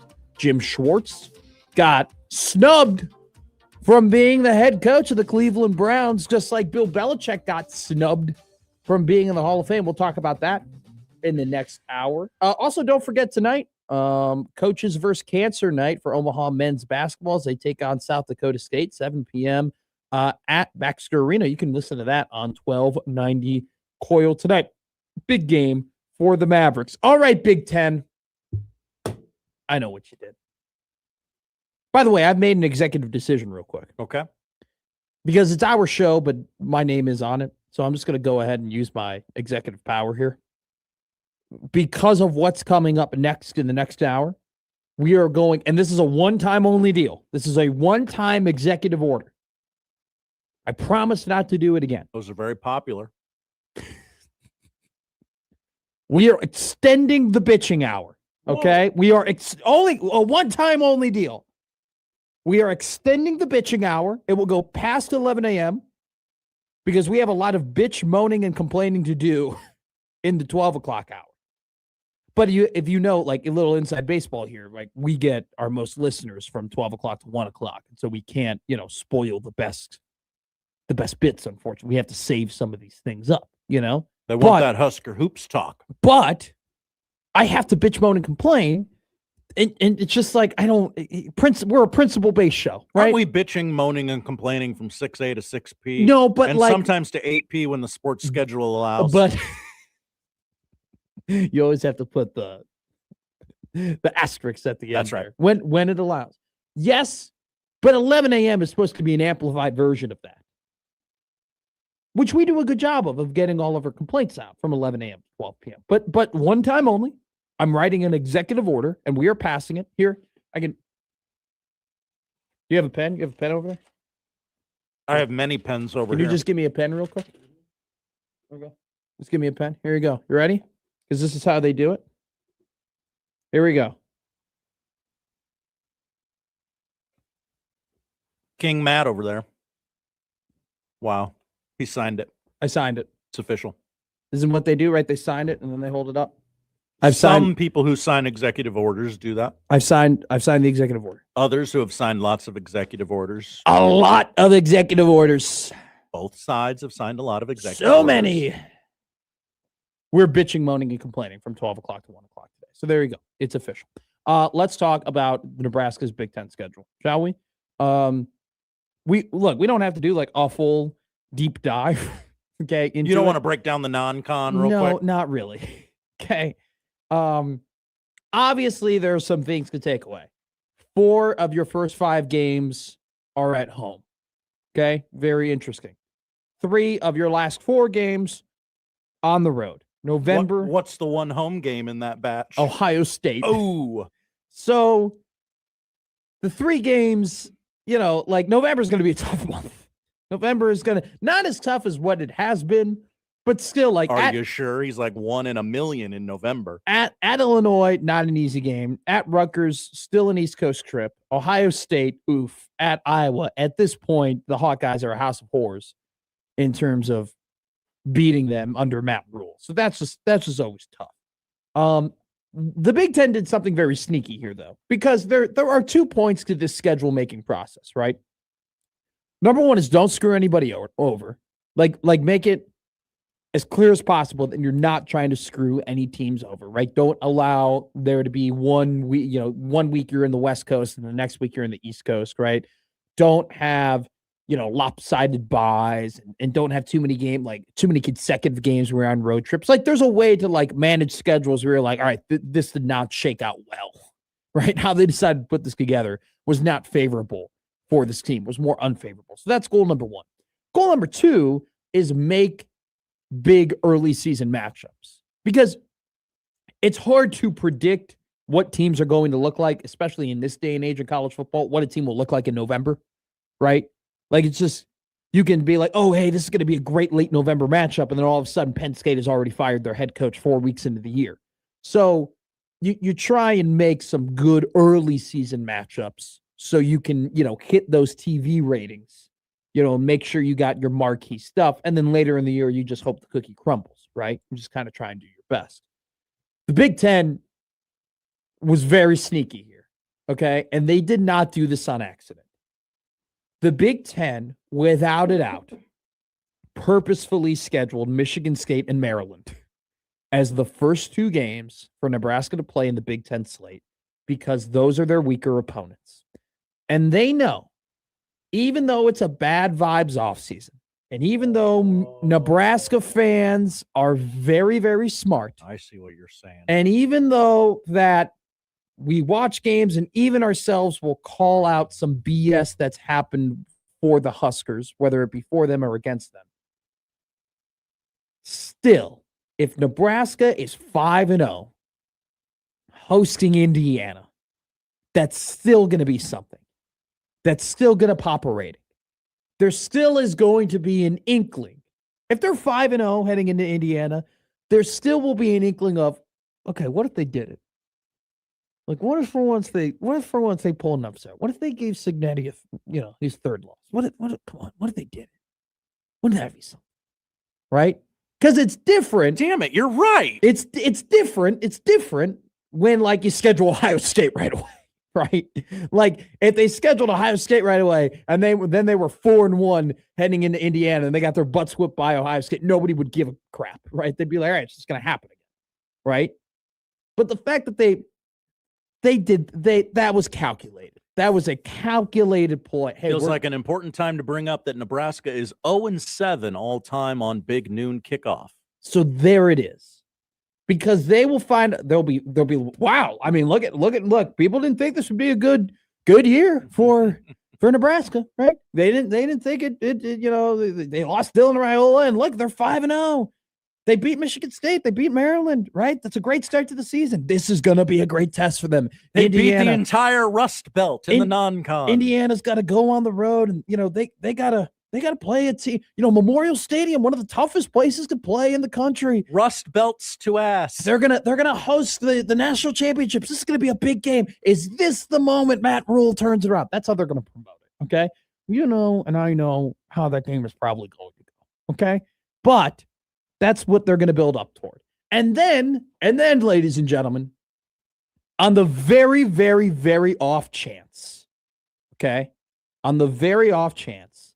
that Josh, don't shake your head. What? Just involuntary. It was involuntary.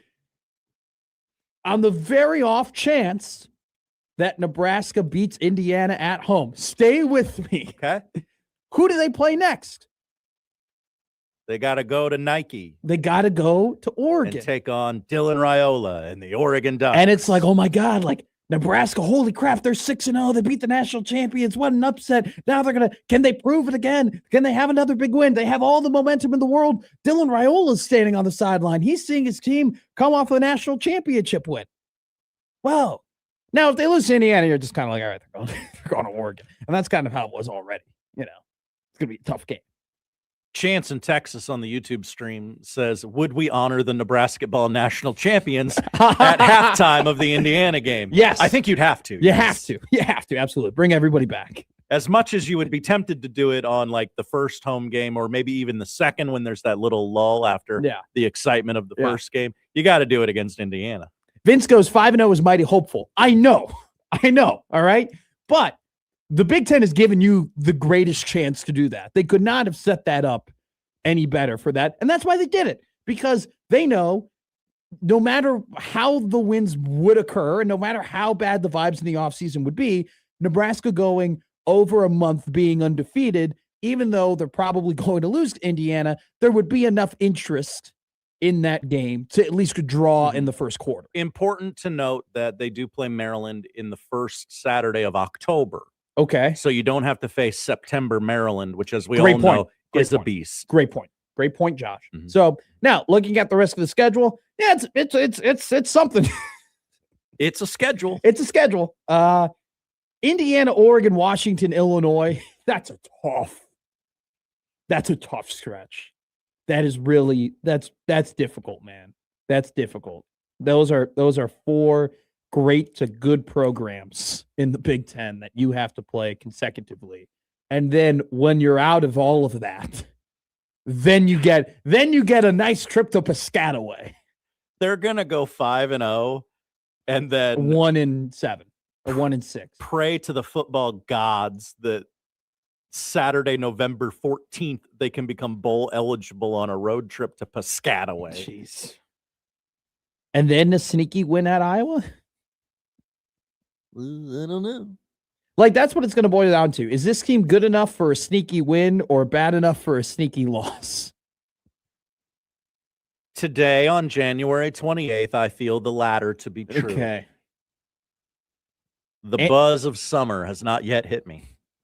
Anthony Calandria for Heisman. That's how I'm going to play it. All righty. Big Tone. Tone going to Piscataway. You can get it done. Sith goes 5-0 and going 0-7 is on the table. It is. It definitely is on the table. Sith also writes they're going to go 5-1 and then be lucky to go 1-5.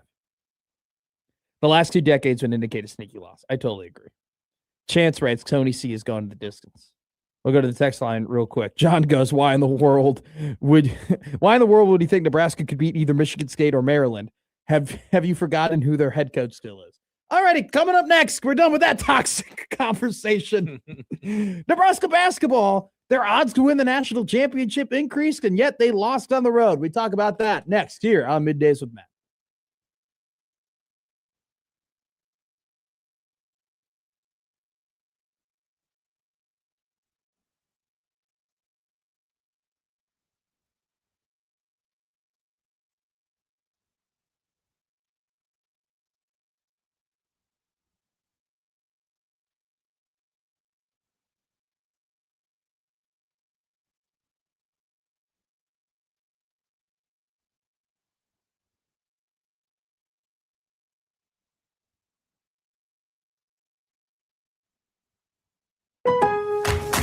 Save more on the brands pros trust at Lowe's. Right now, get up to 35% off select major appliances and choose from our wide lineup of top brands. Plus, save $100 on a Little Giant 22-foot multi-position ladder. Now just $189.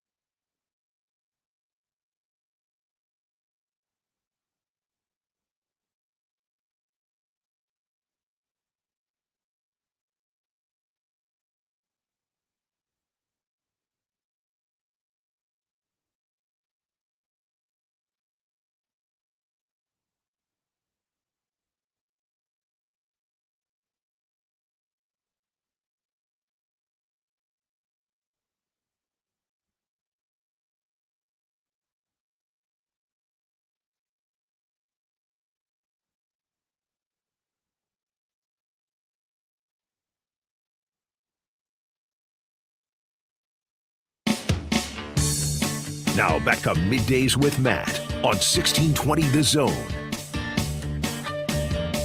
Our friend Tim Verghese tweets out 2027 Ashland Greenwood offensive lineman Barrett Cottrell set to visit Nebraska this weekend. 6'4", 270-pound junior. He was offered by the Huskers earlier in the month. He's seeing a lot of interest grow from both the Big 12 and the Big 10. Here's an interesting tweet from Adam Schefter. He goes, as it turns out, Chiefs quarterback Gardner Minshew did not tear his ACL as initially feared. Per source, it turned out to be a bone bruise that did not require any surgery. Minshew didn't suffer any long-term damage to the knee, and he is already back to full strength as he prepares for free agency. So there you go. That's interesting. You always like to hear that you thought that bad injuries didn't turn out to be that great. All right. Our football talk has sparked a ton of 6 and 7 and 7 and 6 conversations in the chat. Stop doing that. But you're a kid. I hate it. You should love that. We're not doing that. You should love that. Why'd you turn to Seinfeld there? What's the deal What's with the 6-7? Kids feel involved. We go to the Equitable Bank inbox where they take banking personally. They always pick up on the first ring. Old man Doug, shout out. John goes, Hi, John. If Nebraska goes 5-0, people will still be worried about making a bowl game. I know. That's why I said the fan base is smart enough not to get fooled, okay, by a 5-0 start. It is. This is a smart, this from a football perspective and just from a sniffing out BS perspective, this fan base and media corps in general is very smart. Very much smarter than a lot of other fan bases. Still, the Big Ten definitely set up the schedule in a way that it gives Nebraska the best shot to start the season 5-0, and so they can promote that Indiana game like it's going to be some sort of turning point for Nebraska. And they'll make it a big game, they'll make it a big deal, and it will pop a good rating in the first quarter, and then we'll see how the rating continues to pop dependent on the score at the game. Because that Indiana team is probably going to end up being better next year. John also emails in. Hello again, John. He goes, the bitching hour, which is extended today. 12 o'clock to 1 o'clock. I wrote an executive order. We signed it. Here's my bitch. You talk way too much about basketball. It's disgusting. John famously hates basketball. And I'm about to abandon my friend Josh to find something else to listen to. Also, the effing word is verses, not verse. I believe Connor Happer, you might know him from Happer and Schaefer. Yeah. 6A to 10A here on 1620 The Zone. I believe he commented in something similar yesterday. It was actually Josh Peterson. I get those two confused. Yeah, don't we all? I mean, just a bunch of 30-year-olds with bad takes and questionable beards. You know, they both have a hint of red in their facial hair as well. Jacob Bigelow texted in, Biggie, too much time and too much ammo. LMAO. I do appreciate the Roy Jones comp though. Is Nick Stauskas still tweeting? That's the question of the day. Who hits harder? Roy Jones Jr. or Jacob Bigelow? Oh, great poll question. Who raps better? Roy Jones Jr. Jacob Bigelow. Or Jacob Bigelow? Can't be touched. Can't be stopped. Can't be. That's a good one. Them. That's good. It's a good song. Do you know Roy Jones Jr. songs? Is that what's happening? That's the only one I know. Okay. All right. I'm going through Nick Stauskas tweets right now. Are they plentiful? Dude, they're a lot. And they're paragraphed, really. And then I don't know if there's a connection here. Okay. But one of the tweets was from a Twitter account labeled Isabel Hoiberg, which I don't know if there's a connection. Okay. I don't know. I'm not, just happens to be a Twitter account, but goes ahead and goes, I prepped more for calling a preseason high school basketball game than you did for commentating on a top 5 matchup in one of the best conferences in the country. Whoa. Get dunked on. Which Nebraska women's basketball is in action today. Her LinkedIn says she's a student at Iowa State. Okay. That would check. That would check out. Maybe, that would clear the board. Maybe from Central. Maybe. By the way, too, so I don't know if anything's changed, but Nebraska women's basketball plays tonight at home against Northwestern. Sam Hoiberg will be on the call for that game. Yeah, I believe on. I'll have to text my guy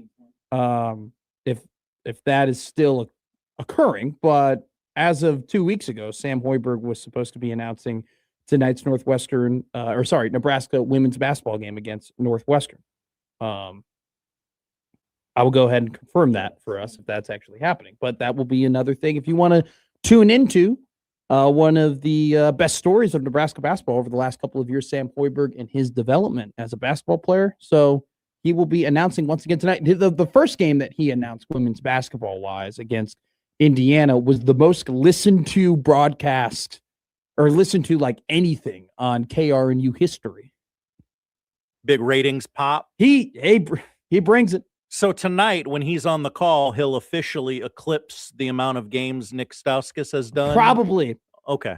We'll talk about Stauskas later. Here's the thing. I'll just go ahead and get it out there. My problem with Nick Stauskas wasn't that he was a Michigan alumni and played for the team, and clearly there was some bias that was being reflected. Happens all the time. Nick Baugh does Creighton games. Robbie Hummel does a great job on Purdue games. Yeah. Like that occurs plenty, right? I mean, for Christ's sake, Kevin Kugler went to the University of Nebraska. Oh, that guy hates my team. He hates your team. He can't stand your team. I just want him to like me so much. I know. Don't we all? There's no chance of that happening, though. But I mean, there are broadcasters all the time that have previous relationships with other schools, and that just doesn't, really end up mattering, and it doesn't affect the broadcast all that much. Here's one thing, though. Nick Stauskas was just bad at announcing. He was just slow and awkward, it felt like he wasn't projecting his voice. Okay, was his microphone low? I don't know. That it just seemed like he was on a different level. And we're not blaming Paul. All right, we're not blaming him. Paul, I know you're listening. I know you're listening, Paul. You were great. You were incredible. Not your fault. It's not your fault. Paul Burmeister, friend of the time slot. Friend of the time. We don't know if he's a friend of Middays with Matt. Yeah. But we know that he's a friend of the time slot. I don't know if he liked me. I don't know if he liked Connor. I don't know if it was just the time slot worked for him. 10 to 2 just fits his schedule. Yeah. Okay. That's what I'm in the car. All right, let's talk about the game. Nebraska basketball goes on the road, plays Michigan without two of their most important players in Rink Mask and Braden Frager. They go ahead and they lose the game by 3. And at the end of the contest, John Rothstein called it a split decision victory for Michigan. That's such a great description. analogy. It really is. Everybody who watched the game is tweeting at Michigan calling them ass. Nebraska basketball fans feel better about their team, and their championship odds went from 33 to 1 to 25 to 1, and their Final Four odds went from plus 750 to plus 500. Okay?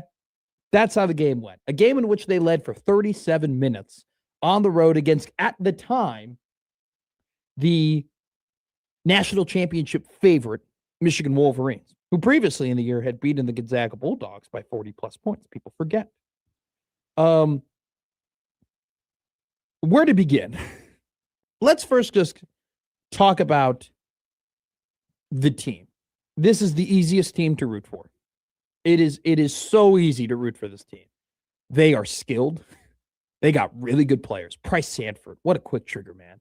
The way that he needs a keyhole's difference of space in order to get a shot up. It's ridiculous. And it's like a catapult, the way his arm just kind of launches up. And it's so exciting to watch one of those players where every time he takes a shot, it does not matter where it is or what angle he shoots it at, whether he's falling away or leaning into it, you think it's going to go in.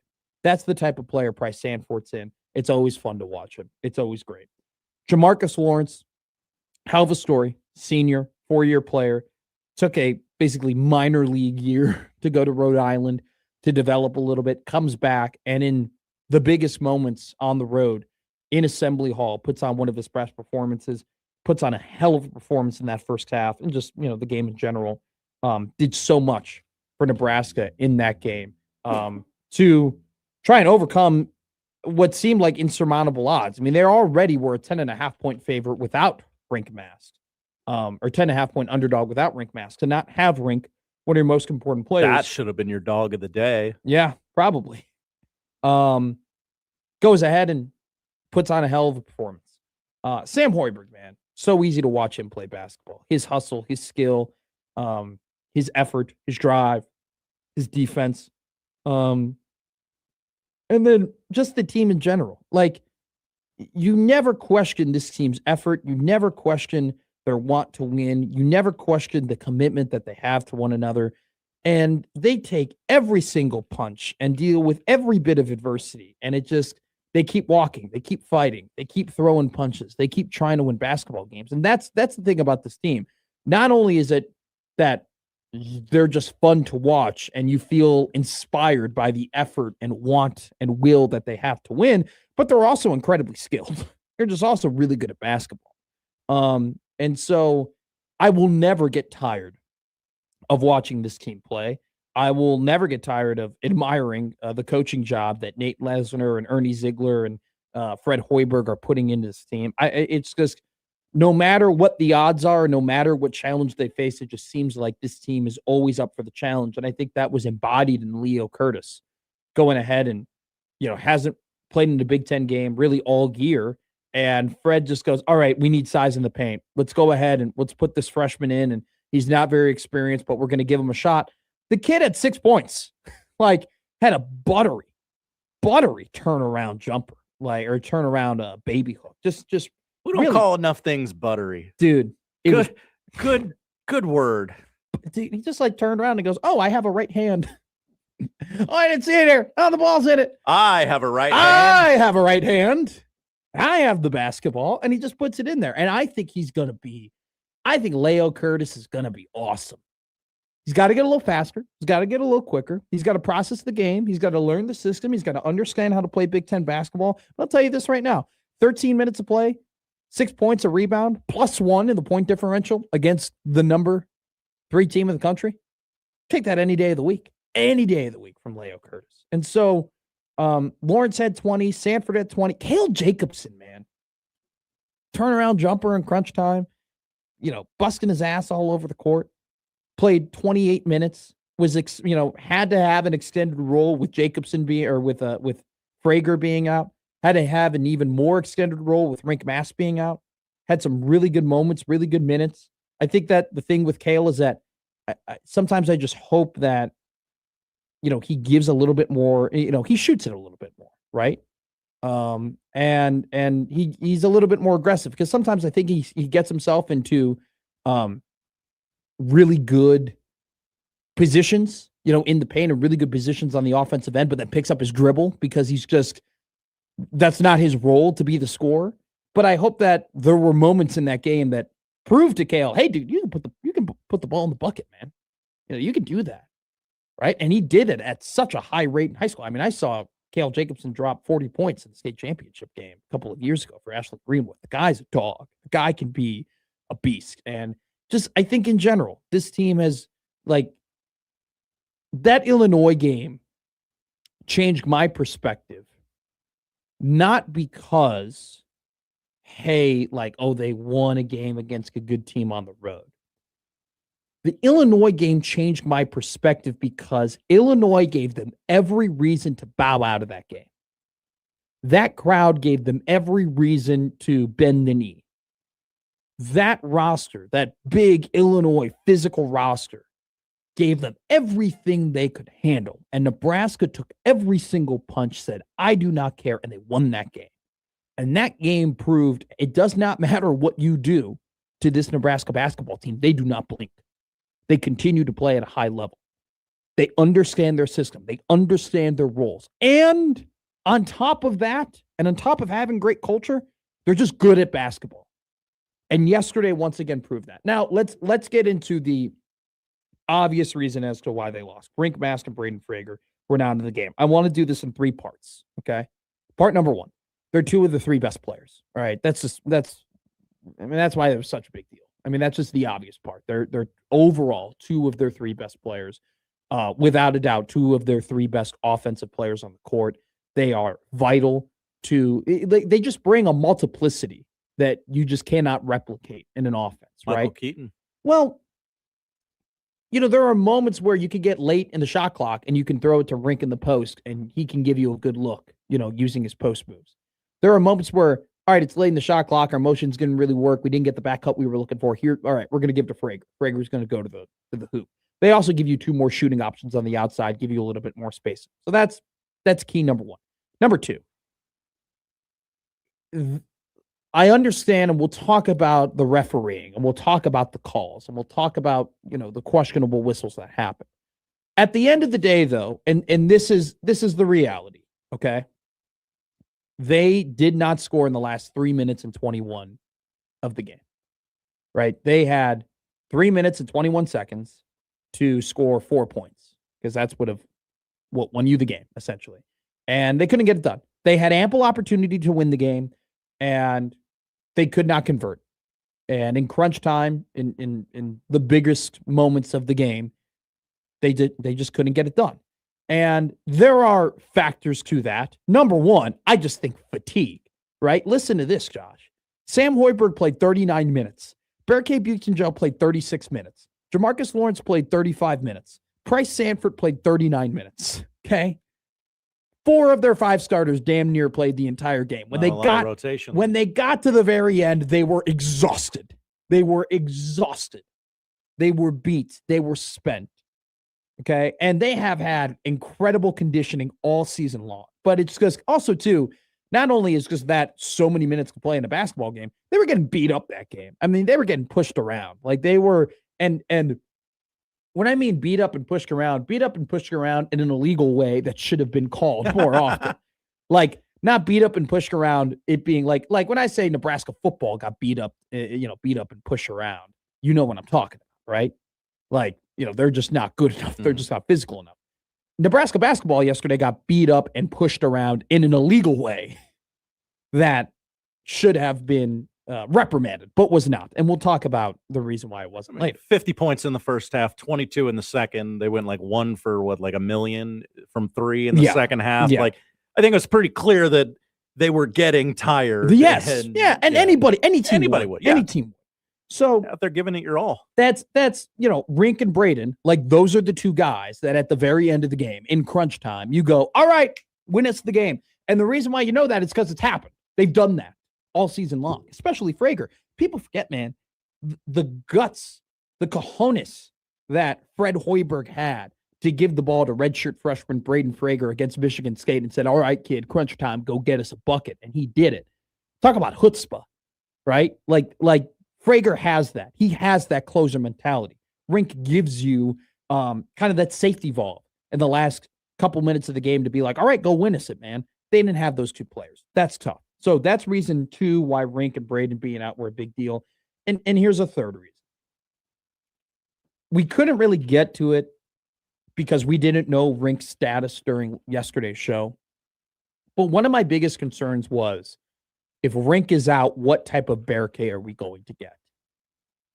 Because in order for the Fred Hoiberg offense to work, in order for it to be as efficient as it can be, for it to look as good as it's been this entire season, you need that stretch 4. You need that stretch 5. You need that power forward or center that can pass, that can facilitate the offense, but also stretch the floor. And that's what Rink does. And with Rink being out, you don't really have anybody to fill that role. And Berke tried filling that role last year. And, we felt the way we felt about him because he couldn't do those things, right? That's just not the type of player he is. And Rink, in his ability, allows Berke to be the best version that he can be. Because if Rink is out there and he's facilitating the offense and he's hitting threes, and he's stretching the floor and he's handling the ball, then you allow Berke to do all of the defensive, grinding, rebounding, energy things that makes him such a fan favorite, right? With Rink out, you get 5 points, 2 of 9 shooting, 3 turnover Berke Buitengel, who's -6 in the plus-minus box score. So, that's why Rink is so important, because you have to have a guy do those things. The next guy up to do those things would be Berke Buitengel, and that's just not his skill set. And so with Rink in, Berke when he's not shooting the ball and not handling the ball and not turning the ball over, is awesome and is a glue guy for this basketball team and does so many things on the defensive rebounding end, the offensive rebounding end, the defensive end. With Rink out, you're asking Bearcat to do things that he's not very good at doing, and that's detrimental to the team. And so that's why they need, they need Rink back, because he just needs to be the guy that we know he can be, and he needs to be that scorer, and he needs to stretch the floor. But you also need Rink back so you get the best version of Bearcat. You really do.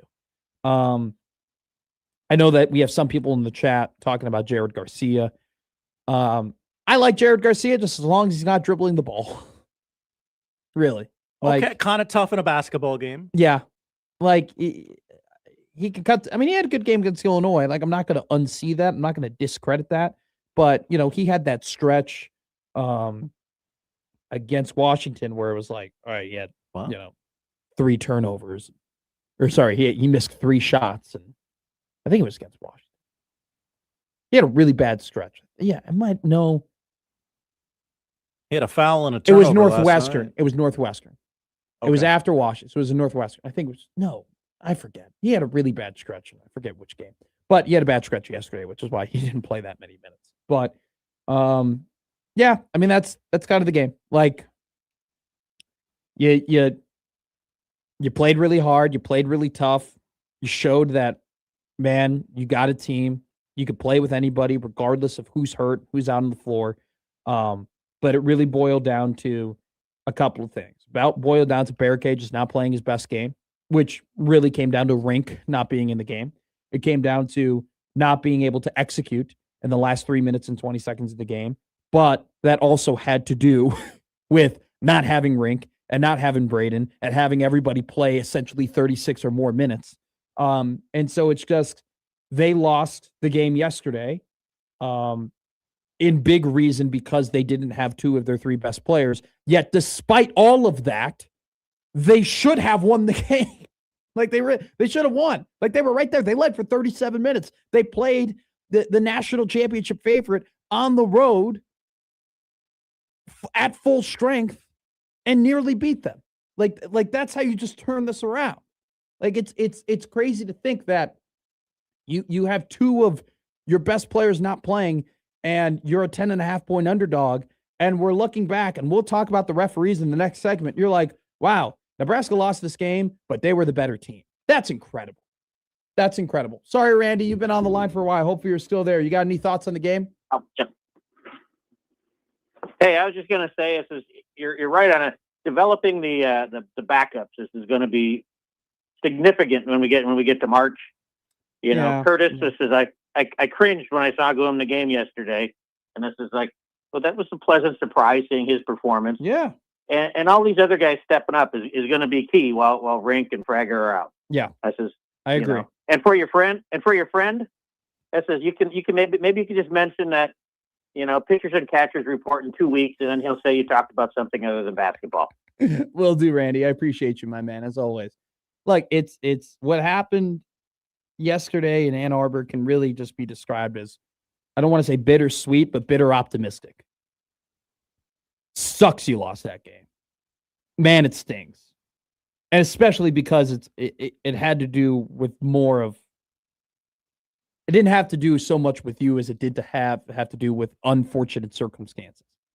It's not Nebraska's fault that they have a sickness going on in the locker room. It's not Nebraska's fault. It's not Nebraska's fault that you could tell in half number 1 you had an incompetent refereeing crew. Okay, let's just call it how it is. Like, it's not, those are factors you can't control.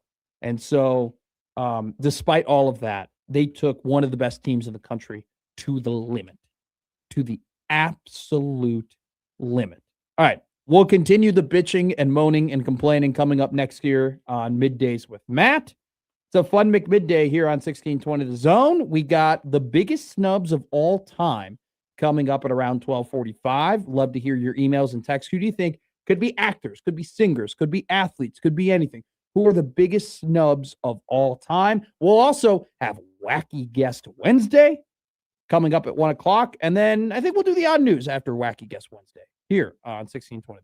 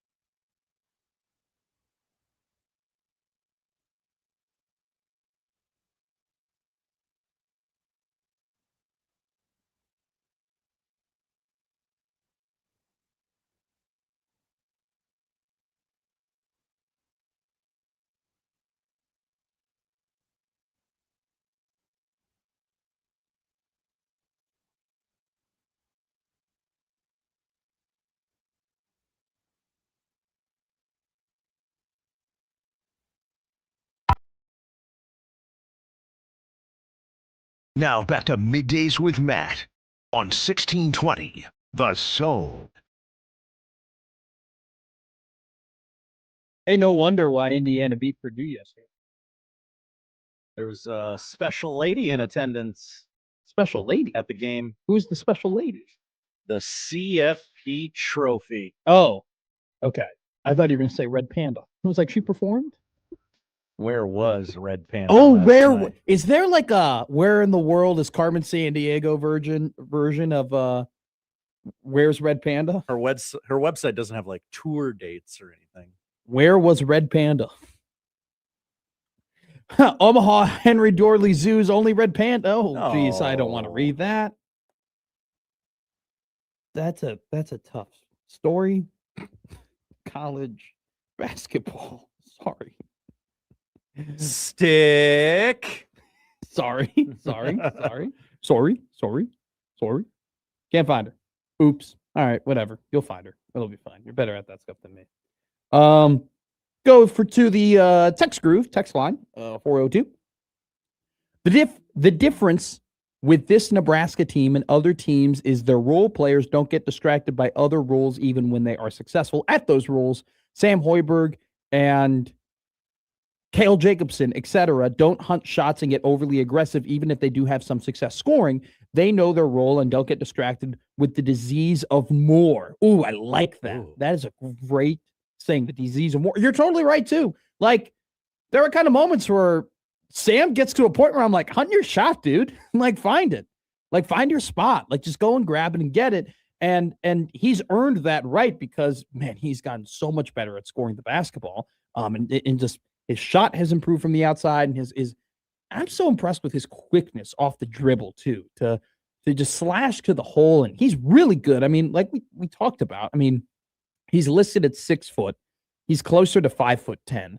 And so every finish around the rim that he has to be acrobatic, but he is so good at finishing, and it's really impressive. And same thing with, man, that Cale Jacobson shot, 6 minutes left, going ahead, on the road, national championship favorite, crunch time. You turn around, you hit that jumper, man.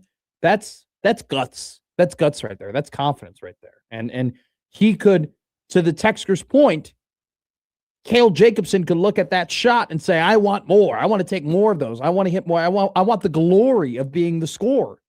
At the same time, he knows what he has to do in order for the team to win. And Nebraska did enough to win that game yesterday. Let's talk about the referee. I went ahead and I sent a text message to a group of friends at the end of the first half, right? I have a good group chat of ball knowers, all right?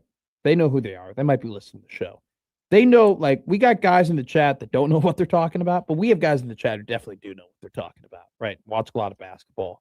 Could definitely, tell you some things about the game, make their analysis. It's fun. It's fun to have guys who are locked in like that. I wrote, I'm trying to find it here, at the end of the first half. Oh, we get it. You're popular. You have so many friends to text. I essentially wrote, I got a feeling that this is going to turn into a rough show. I got a feeling that they're going to get involved here. I'm afraid the refs might be a factor. We could have taken easily 5 to 6 more free throws in the first half. Okay, that was my play on it. They ended up being a factor. Here's my biggest problem with yesterday.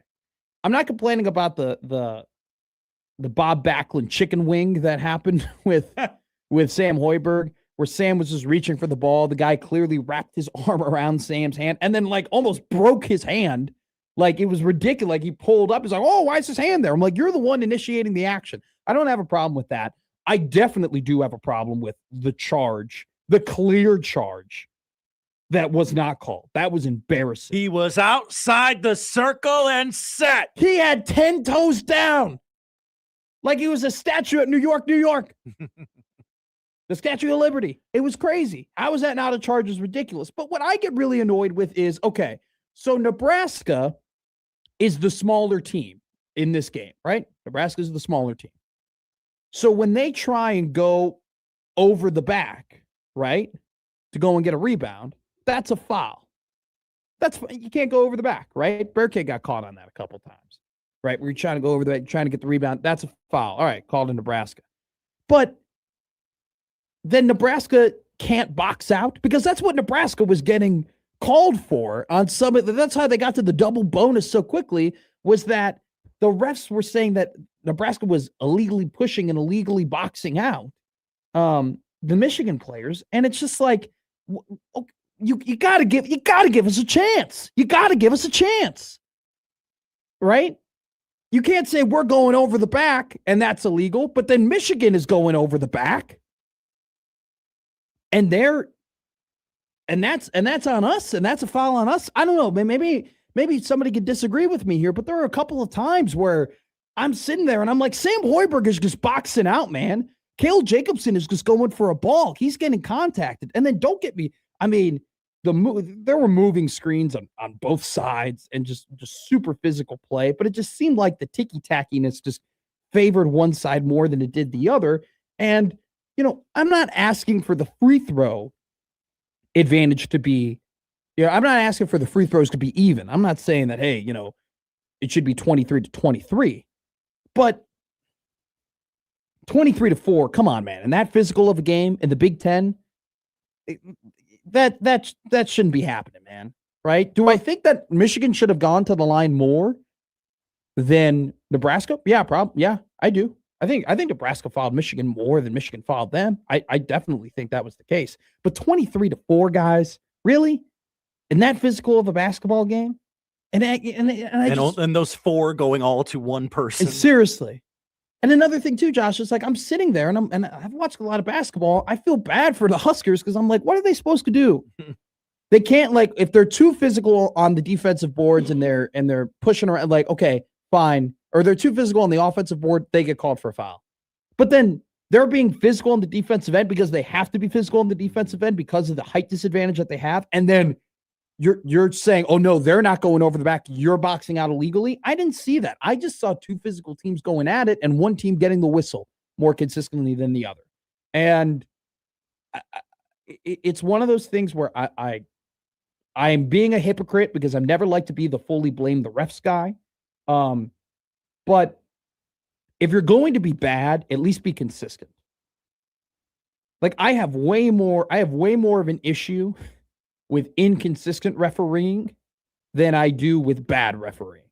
You're going to be bad. Then, you know, like, okay, yeah, this is how they're calling it. I have to adapt. Yeah, then you're just bad. But when you're inconsistent and guys are flaying all over the ground, and sometimes it's a whistle and sometimes it's not a whistle, right? And that happened on both sides of the ball. Like when Bearcake just straight up hopped on a guy, like Clay Matthews hopping onto a quarterback, right, and got the ball, that was probably a foul on Bearcake, right? But when you just got dudes just getting bulldozed and we're not calling anything, but then one guy gets tapped on the ass and we call that a foul, I don't know, man. Like, it's just, I'm okay with, there's nothing worse than being, it's one thing to be bad. It's another thing to be inconsistent. It's a whole other thing to be bad and inconsistent. And yesterday, just the refereeing was bad. And on top of that, I didn't know what was, by the end of that game, I could not tell you what was a foul and what wasn't a foul. I have some numbers. Go ahead. From, got to give credit where credit's due here. These are from Arbitrary Analytics, great Twitter account. You should follow it. Does great work. The plus 19 free throw attempt margin last night was the third highest by a team in the Big Ten, in a Big Ten game this season. The Huskers' 4 free throw attempts are the second fewest in a top 5 matchup since 2004. Since joining the Big Ten, Nebraska has played in 19 games where it shot 5 or fewer free throws in a game. This leads the Big Ten in such games and trails only Virginia for major conference teams in that statistic. So I do want to shout out, he's Matt DeMarinis here. He's a you know, more known to be a Creighton basketball writer, but he did post a stat here on the Michigan-Nebraska free throw discrepancy, right?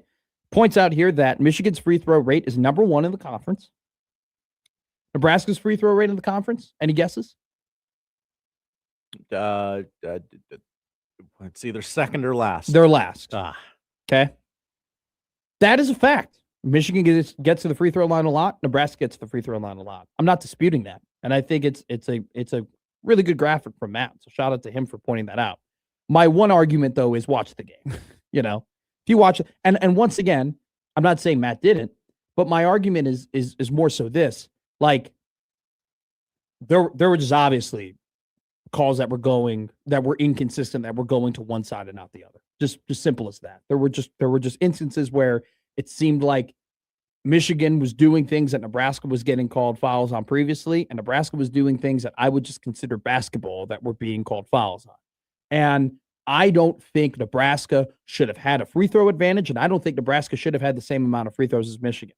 But watching that game and watching how physical that game is, I don't think the discrepancy should have been 19. And it's not so much about Nebraska losing the game. I mean, it definitely has to do with Nebraska losing the game, your frustration over that, and the fact that I don't know what a charge is if that charge isn't called for Sam Hoiberg on a very important bucket toward the end of the game. At the same time, though, it's frustrating when you have two great basketball teams and factors that are outside of their basketball ability factor into the result of the game. And it did factor in. I mean, how the game was called definitely factored into Michigan winning. That's the game. You play it. At the same time, there's a reason why Nebraska basketball, their odds to win the national championship and make the Final Four increased. And that was because they played some great basketball yesterday and did it without two of their best three players. And despite the challenges that they faced, the team once again proved that they can take any shot from anybody. This team, this Nebraska basketball team, can beat any team anywhere in the country. I thought that going into the Michigan game. I feel even stronger about it leaving that Michigan game, despite the loss. But now, you can't, no more, moral victories or whatever, and maybe it sounds like I'm taking one, but I'm just stating how I feel. You cannot disregard what's happening on Sunday, though. That's another challenge. That's Illinois is good, man. Illinois is a really good basketball team. Really good basketball team. You cannot kind of you can't be overzealous and overconfident after a good performance on the road against Michigan. You got to lock back in and you got to go, okay, hey, here we go. We're now tied for first place in the Big Ten. We want to win the Big Ten regular season. We got to beat Illinois here. This is a big game. You cannot be like, oh, hey, what a hell of a moral victory. We play great and no, you got it, man. Snap back into it. And I'm not saying they won't, but you got to snap back into it because Illinois is coming and Illinois is on one hell of a run. They beat Purdue over the weekend. Real quick, before we go to break here, Ledsker goes, it was telling that Michigan fans started a refs you suck chant. I thought that was something. I agree with that. Real quick before we go to break, just a quick message for last night's officials. Tim Comer, Larry Scrotto, Vern Harris. You don't ever step inside the borders of Nebraska. I'm not saying that. If I find out about it, I'm coming. Gloves off, parking lot brawl. I got my crowbar. I'll take all three out. I don't want to see you in Omaha, Lincoln. I don't even want to see you in Kearney. But I will see you in hell. In a cell. We wrote the executive order. We have 13 more minutes of bitching before we get to Wacky Guess Wednesday and the biggest snubs of all time here on a Make Midday on 1620 The Zone.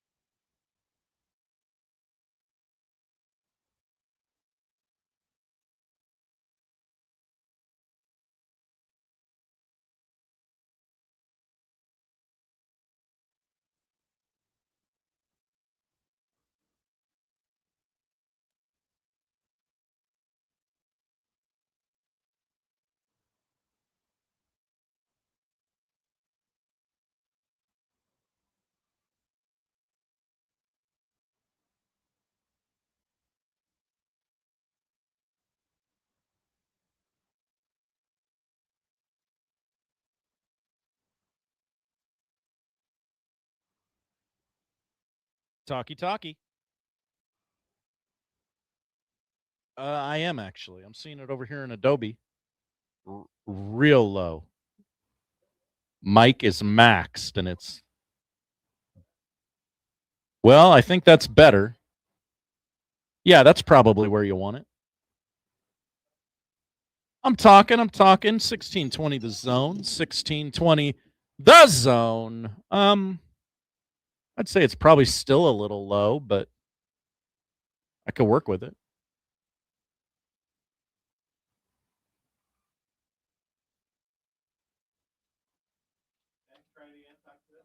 Talking into it, 12:52 on Wednesday, January 20. Ooh, yeah, that's better.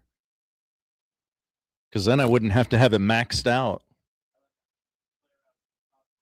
I'm talking January 28th. Mike Tirico's on Pat McAfee. AJ Hawks staring into the screen, not doing anything. I'm happy with this, yes.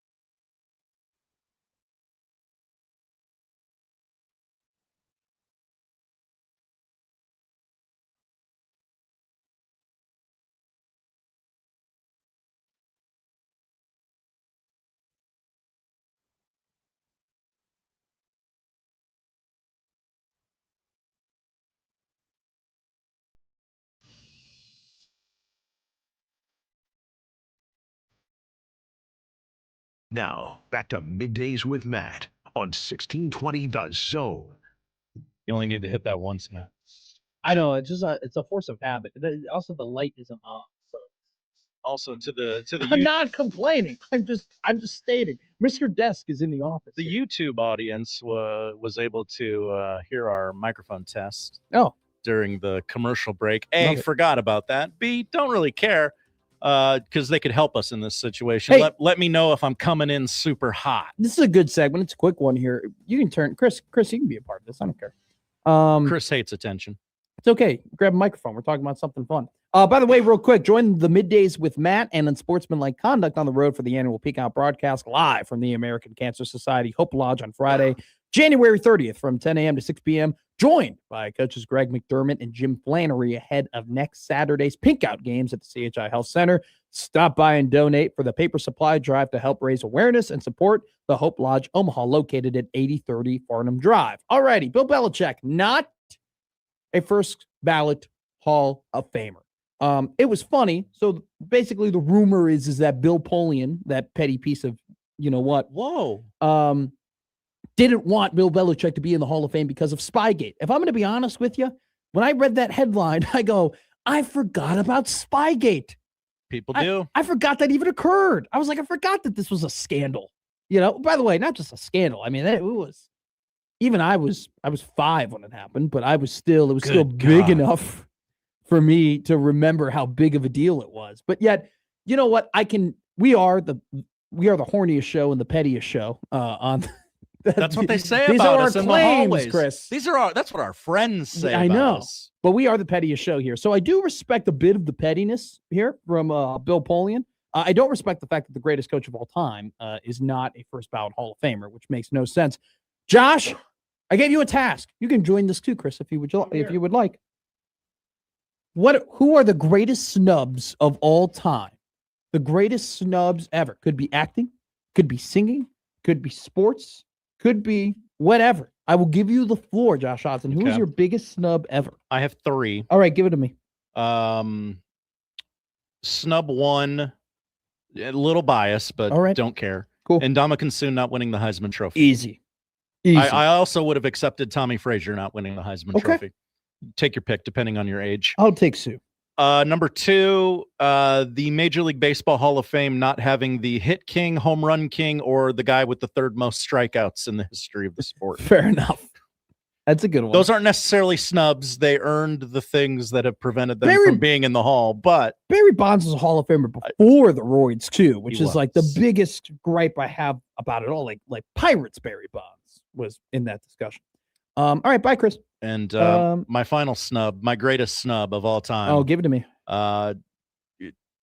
It's not some. I'm going to word it differently. Forrest Gump winning Best Picture over Pulp Fiction and Shawshank Redemption. That's crazy. That hasn't aged very well, has it, Academy? I love the fun fact that like Shawshank did not do well at the box office. Like it actually failed as a film in that regard. But then it was always on. You turn on HBO, Shawshank Redemption is playing. I'll give you mine. Isaiah Thomas on the Dream Team, not being on the Dream Team. Well, your guy hated him. I don't know, man. I love Isaiah Thomas. Chicago guy. Chicago high school legend. Wanted to be a Bull. Ended up being a Pistol. Probably 3rd or 4th greatest point guard of all time. Okay. Him or it probably goes Magic, Curry, Oscar, Isaiah. I could be convinced, though, and I probably would convince others that Isaiah's 3rd.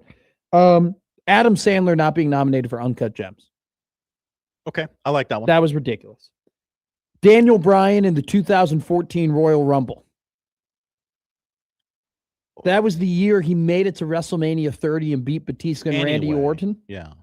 He was not in the Rumble that year. He was not. We were desperately waiting. And then I believe Rey Mysterio came out last, and everybody was like, well, damn it, now I have to boo Rey Mysterio. My final one is in 1990, Goodfellas was not nominated for Best Picture. Good take. That is crazy. One of Scorsese's best, one of my favorite movies. Can't believe that's not it. I mean, have you seen it or Spark Notes? No, I've seen it. Okay. I will admit, it gets a little slow toward the end. A little, with Henry's drug problem and everything like that. Like it takes a. It feels like turn. small potatoes after all the stuff that took Exactly. place the first 2.5 hours. I mean, he's got a cocaine problem. Yeah, who cares? No big deal. And then I asked Ed, who works here at NRG, okay, what his biggest snub is, and he told me Denzel every time. Good take. Anytime Denzel doesn't win anything or get nominated Greatest for anything. actor of all time. Remember that time he didn't win for Malcolm X? That's crazy. He's like, that's what Ed said. He was like, he's the greatest actor of all time. Anytime he doesn't win, that's a snub. So there you go. Good takes, Ed. Coming up next, our favorite segment of this show, Wacky Guess Wednesday, here on 1620 The Zone.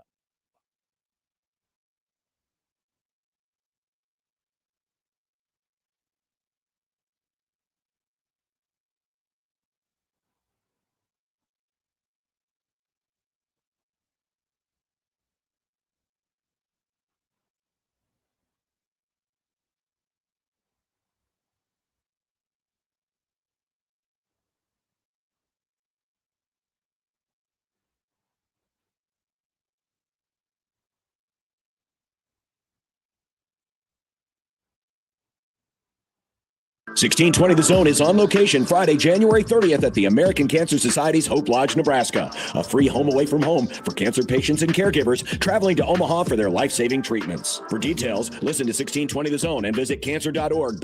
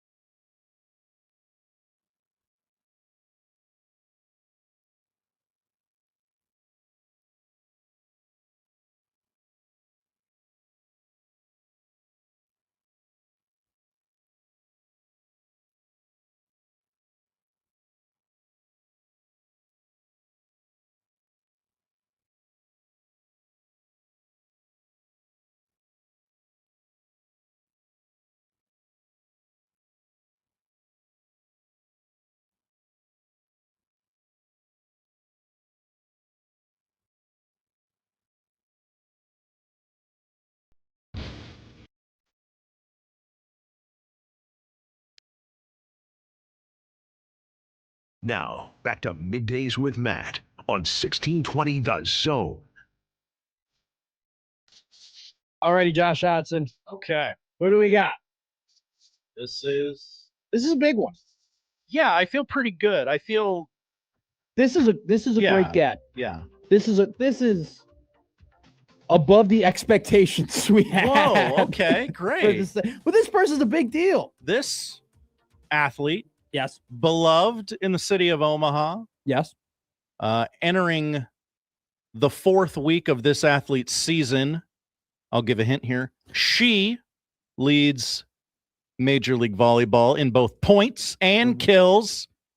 She's the only MLV player to have 100 or more kills.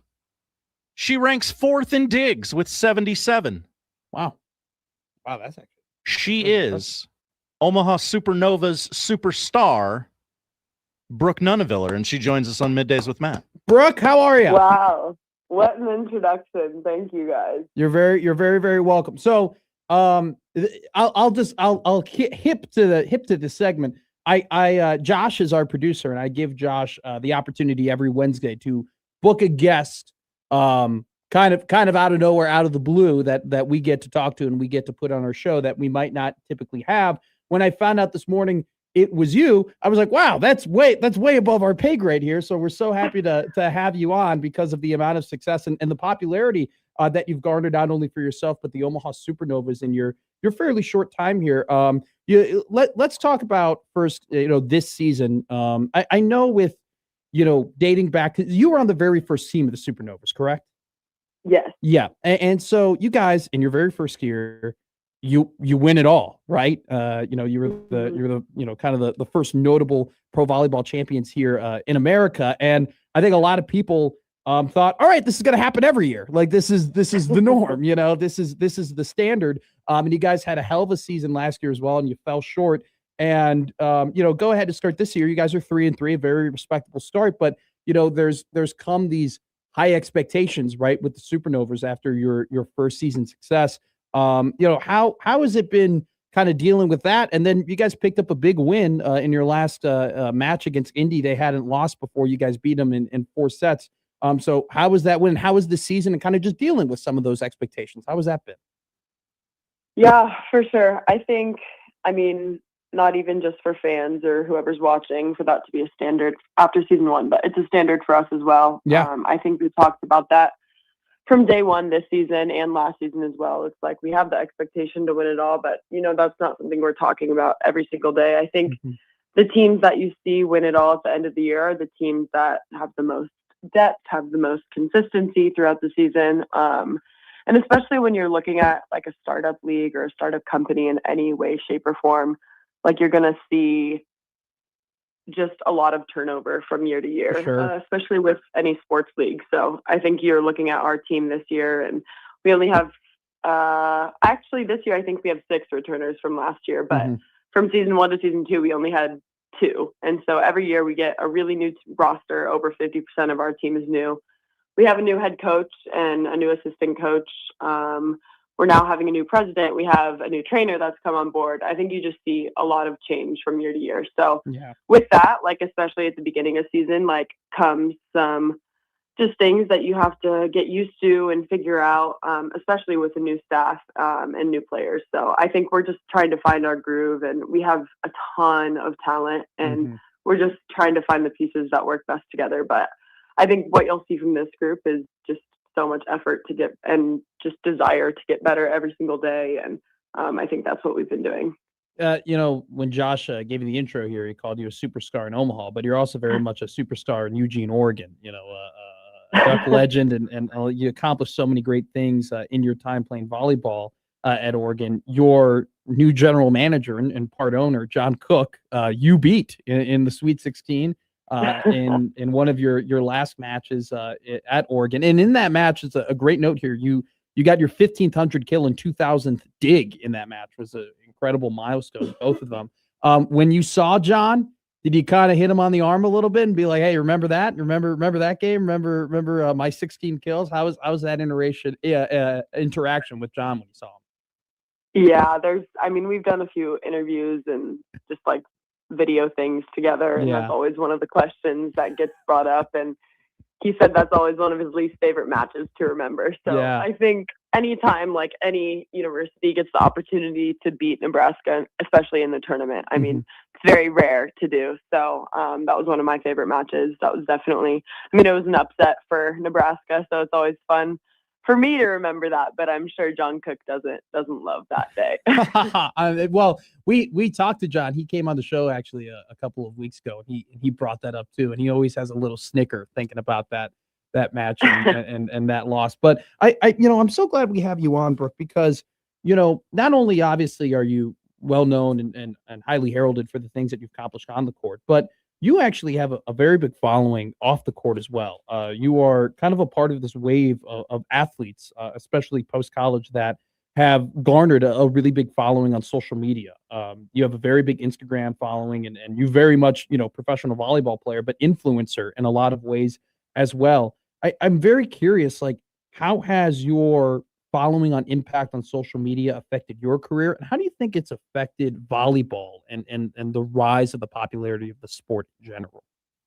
Yeah, I mean, it's definitely a big blessing and I guess an honor to have a big following. It just means, a lot of people care what you're doing. Yeah. And I think at the end of the day, like, especially getting the opportunity to play professional volleyball in the States is not something that I ever thought that I would be able to do coming out of college even. And so I think, like, one of the big reasons that I obviously love playing volleyball so much, that drives me a ton. But I think even a bigger reason is really just to influence the next generation. And I think if you see a lot of my followers, it's a lot of young girls or boys who are aspiring to be professional volleyball players or just professional athletes or just having someone to look up to. It's not anything that I had growing up. I didn't have like a female professional volleyball player that I could watch play in the States when I was younger. And so the fact that they have that and the fact that I get to be that and I get to be hopefully a role model to these young girls and boys, like, that's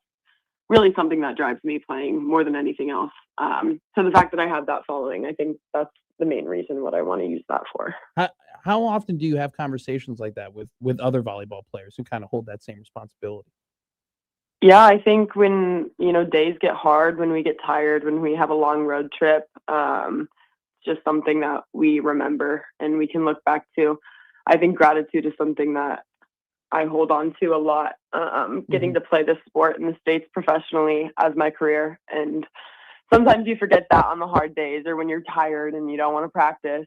Never mind. I always want to train, right? Just Sure, kidding. Don't put that out there. Yeah. But it really is just something that I always try to remember because I'm just so grateful for this opportunity and just to motivate the younger generation. Do you have a favorite moment or kind of, with the Supernovas or just in general being here in Omaha? Like, I'm not fully aware, like, how much experience could you have living in the Midwest and being around the Midwest before you came to Omaha? Yeah, not a lot. I lived in a lot in the West Coast in Arizona and then Oregon and moved to Turkey to play professionally. So I played in the West Coast or in the Midwest quite a bit, like in qualifiers and tournaments, but never lived here. So I think I learned a lot in the last few years and I've grown to love the Midwest a bunch. But I would say favorite memory with the Supernovas has to be winning the inaugural championship. That was just so special to do it for the first time. No one had ever done that before, and to do it with such a special group and a special organization, that was pretty amazing. Brooke Duneviller of the Omaha Supernovas here on Middays with Matt. Brooke, you guys have had a good start to the season. Definitely starting off 2-3 in your first couple matches. Obviously not the ideal start, but you guys turned it around. And had a big win over the Indy Ignite, moving your record to 3-3, giving them the first loss of the season. Real quick, the last question before I let you go.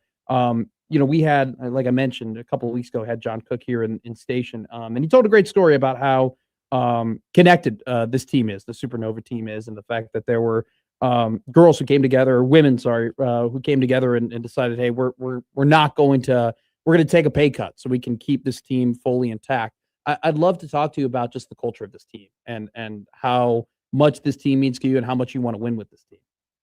Yeah, it's a really special group. I think like we've talked about this quite a bit, especially when we saw a couple of those losses. I think something that we really want to define ourselves by, both on and off the court, we have like 3 words that we've identified with, and that's just playing with joy, being present in the moment, and just playing with a lot of grit. And I think like we do have such a special group, and we've built a really great culture so far. And we've put a lot of work into that too. Like I said, like with such a big turnover rate and with a new group, like you have to work towards building those new relationships. You have to create a new culture. And luckily we have a couple of years of a great team and a great organization where we've built part of that. But every single year we're going to have to kind of like, I guess, rebrand who we are. Yeah. And so, yeah, we have an amazing group. And like you said, you've heard that story. It's pretty special. I don't think a lot of organizations would do that. Or people would take that pay cut to, keep players around. But we wanted everyone on this team, and we're very glad that we have everyone with us. So, Brooke Nuneville of the Omaha Supernovas, her next match against the San Diego Mojo at the CHI Health Center this Friday at 7 o'clock on a very special night, Brooke, National Girls and Women in Sports Night. So definitely the place to be on Friday in Omaha. Thank you so much for coming on the show and talking to us here on Middays with Matt. Yeah, of course. Thanks for having me, guys. Brooke Nuneville of the Omaha Superheroes, the Supernova. They are superheroes to many in the area. They are. Josh Hodson. Matt McMaster. Hell of a get. Oh, well, no, thanks to the Supernovas for hell of a get. That was a great job, man. I asked and they delivered. Literally the face of a franchise. Yeah. We got on Wacky Guest Wednesday. Tune in next Wednesday. I don't know what we're going to do. Maybe it'll be Matt's mom. Maybe it will be. Maybe it'll be my ex-girlfriend. Maybe it'll be Carson Palmer. Maybe it'll be Kevin Gallick. Oh, that's the dream. Is that our white whale? It is. Really? The former long snapper of the 7-5 Nebraska Cornhuskers, Kevin Gallick. No offense to Kevin. Okay? Someday. If you're in the audience and you know Kevin, let him know. We're looking. I don't always do interviews, but when I do, I prefer Kevin Gallick. We'll tell you what we prefer coming up next. Nick Skoskis might still be tweeting. Oh, no. We don't know. Just tweet through it, man. No, don't tweet through it. Don't stop digging yourself a hole. Stop, Kevin. Or Nick. I forget names. Matt McMiddays here on 1620 The Zone.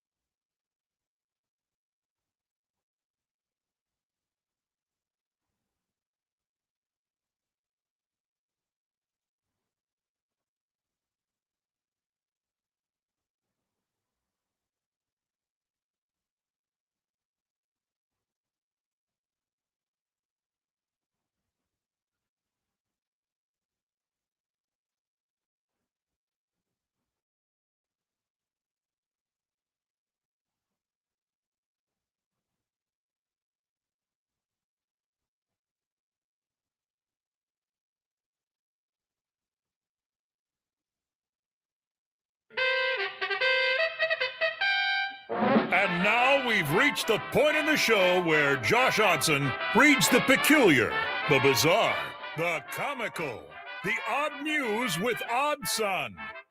Odd news, Odd Son. See what we did there? The odd news with Oddson. Real quick update. Nick Stauskas has stopped tweeting. Last one was 4 hours ago. Oh, okay. Good. He's taking a break. He goes, hey, I'm not sure if you know, but I don't operate the camera as an analyst. So when we talk about mask and the camera zooms in on Leo, that ain't me. I acknowledge that can be frustrating as a Nebraska fan, though. There's the camera crew. There's the bus. Nick Stauskas. Bang! Yes, Nick, you were one of many problems on the broadcast last night. God, Jacob Bigelow.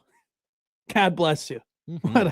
What a man. Who would have thought you're sitting there and thinking, all right, tip off between Nebraska versus Michigan is going to end up in a Bigelow Nick Stauskas Twitter beef. Incredible. Alrighty, there we go. Odd news. We're going to take you to Paul Feinbaum's show yesterday, where if you have follow-up questions about the audio I'm about to play, I don't really have answers for you. I know this. But let's have some fun together, shall we? Hey, Paul. This is an interesting call. About 2 minutes ago, a tree just fell through my bedroom. Oh, my goodness. Yeah? And I'm a little bit in shock, I guess. I'm in another part of the home, and I heard and, of course, felt this noise. And all of a sudden, this boom. So your first inclination was to wait to go on the Feinbaum show? Was that it? I don't know what else the hell to do. Didn't hurt either one of my dogs. And I'm like, well, there's nothing I can do right this second. That's why I didn't hang up the phone and panic. So my point is, didn't LSU last year, you know these facts and I don't, didn't they have like the largest portal class or one of the biggest ones coming in? Did. Most certainly they did. The quickness with which he pivoted from, a tree fell through my bedroom to, okay, I'm on. Let me get my question in here about LSU's portal class. Didn't because you're telling me they got this great transfer portal class over here. They didn't do much with it. But didn't they, and you know this better than I do, because it's my job, obviously. Didn't they have a good class last year, right? And then they ended up firing the coach, Paul. Didn't that happen? Sorry. I'll call the fire department in 1 second to look at my tree. Just real quick, because I don't want to fall for this fool's gold again, Paul, right? Didn't they? Okay. I'll hang up and listen, Paul. I got to call Jake from State Farm, so I'm going to hang up and I'm pick the phone right back up. By the way, Paul, real quick, after your answer about LSU, you think Farmers Insurance or Allstate would have better coverage if mayhem like this happened to me? What do you? Well, with Allstate, you're in good hands. Yeah, but what about that emu? You think he's got good coverage? Can't trust an emu. You know what? I kind of understand the guy because, to be fair, he's not wrong. He is right. Like, yeah, I mean, another 6 minutes on the phone with Paul Feinbaum ain't going to change it. No. I mean, when in Rome, right? I mean, he's being told, hey, you got a good question. Hey, because I've been on these, I've called into shows in my younger life, right before I became a radio host. Of like, sometimes you don't get on. Sometimes you call and you're on, Yeah, some stations are rigorous. They really are. They do not like here. If you call in and we get you on our screen, we're gonna put you on the air. If you can string together 4 words, yes, you're good. Put you on the air. There are a lot of other stations across the country. It's like they will put your ass on hold for an hour and a half, call you back, and tell you, hey, you didn't get on today. We'll talk to you later. Okay, like seriously. So if that guy's being told, hey, you're in line, you're in queue, you're gonna get on national radio, which I'll even admit, I never got on the national radio. I called into Greeny about a dozen times. I never was able to get on. Greeny wouldn't take your call? Greeny didn't want to talk about the Bears. Wow. He just wanted to talk about Joe Namath and the Jets. So it's always the Jets. It's always the Jets with that guy. But, I don't blame the guy. What is he going to do? They ain't getting the tree out of there. They're not removing He can't that. lift it. He doesn't got a chainsaw. He wants to know about the LSU transfer portal class and whether or not it's fool's gold like the one was last year. I don't blame the guy. I want to know too. Good question. Is Principal Umanielen going to make the next jump for the Tigers? Find out. Feinbaum's going to tell you. I think it was. I don't blame the guy at all. Mm-hmm. If you're there, you got to take advantage of it. Right. Now, there ain't much I can do. I mean, the fire department will help you out. You know, they could probably get an immediate assessment, probably of what's going on. In some way, But I shape, or mean, what form. if he's on a landline and he finds out from the fire department, hey, this house you can't live in here right now. You got to go. You got to go somewhere. And he has to hang up on Feinbaum. I actually really, if a tree falls on your house, who are the best people to call immediately? You would call the fire department, right? Is it the fire department? Or do you call the city? Or do you call landscapers to cut the tree down? What do you do? Do you know? I don't know. I'm assuming my first instinct is to call the fire department. I assume there's a non-emergency fire department line, just like there's a non-emergency police line. I don't know, man. I think having a tree on top of my house is an emergency. Okay. They would certainly have the equipment that I need to get this tree off of my house, but maybe you have to wait until insurance can come and snap a few pics. Okay. Good point. Well, I guess nowadays I probably snap the pics and pics. upload them. Like Echo's photos and insurance step one. I got there eventually. Yeah. I don't own a house. Alrighty. I do own a house. Oh, you want to brag about it? Jeez. What's story number 2? The TSA has released their list of the oddest, most unusual items left at their checkpoints. Oh, great. Over the course of 2025. Yeah. Top 10 most unusual items seized at airport security in 2025. Great. With number 1 being a replica pipe bomb at the Boise airport. Why? Whoa. Why? The rest of the top 10 were turtles found in a traveler's pants. Turtles, again, in a traveler's bra. Why are okay? All right, continue. That was at the Newark airport and Miami, respectively. By the way, do they think that the turtles are going to survive on the plane? That the atmospheric pressure is not going to be good for them. Razor blades concealed in clothing at the Denver airport. That's stupid. Drugs in shoes at Hawaii's Kona airport. That's stupid. A knife in a knee brace at the Illinois Quad Cities International Airport. Okay. Pills in a shampoo bottle at the Anchorage airport. Why would you put contraband in contraband? You can't bring a shampoo bottle onto the plane. Maybe the shampoo bottle was small enough. But then how many pills are you really fitting in That's a good question. Not enough to have fun, am I right? Clearly. Knife in a car seat at the Dallas Fort Worth airport. You know what? Put it where they least expect it. I don't think that out of all the ones, that's probably the least stupid. Bullets in a bottle of Nesquik at Miami International Airport. That whole sentence is just chef's kiss. That is Florida, man. Houston's George Bush Intercontinental Airport, excuse me. A firearm concealed in a golf bag. Jeez, guys. Bullets and knives wrapped in tinfoil. See, this isn't like weird things. This is crime. This is bullets in a Nesquik bottle. What are you doing with the bullets? What is that for?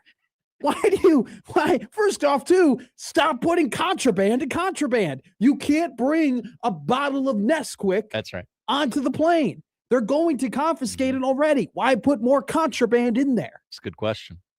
Not that I'm rooting for them to smuggle bullets onto a plane, but you get my point. Finally, Matt, correct me if I'm wrong. You're from Chicago, right? I am. Okay. Yeah. Monday, what was that? 2 days ago? Was the 40th anniversary of Super Bowl 20. Yeah. Proud day for Bears fans everywhere. We are the Bears. As they beat the Patriots. Kick their ass. In the Super Bowl. That's right.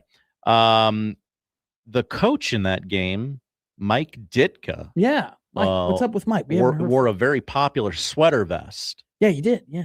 That sweater vest is up for auction. Oh, no. This week. Oh, no. The sweater vest Ditka Can I guess? Wore. Let's see if I have a number on it. Bid on the vest here. Okay, so I'll click that link. Okay. Yes, you may take a guess on what Ditka's Super Bowl sweater vest is going for. $28,000. The current bid, $82,000. Oh my God! That's this a whole. That's some, not mine. Somebody's. That's good salary in America. It was posted at $2,500. That was like the starting spot.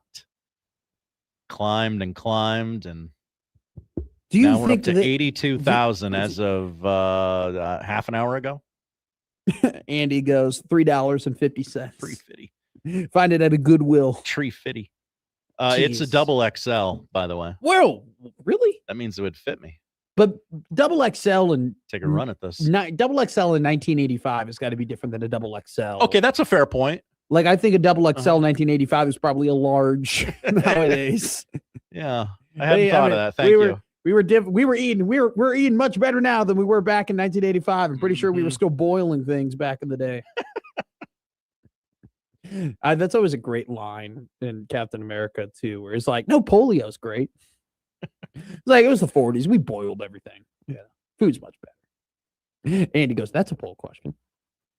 All right, is that it for the odd news? That is the odd news for today, friends. The last 2 days we have talked about weird items being put up for auction. Yesterday we found out that for the small price of $11,000, apparently you can get Curt Cignetti's headset he wore at the national championship. Oh yeah, and now for $82,000, you can get Mike Ditka's worn Super Bowl vest, which just leads me to believe there are people that have too much money in America.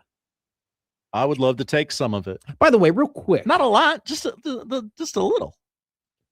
Real quick here. Yeah. Pat McAfee goes, every voter that I've talked to has said they voted for Bill Belichick, which is BS.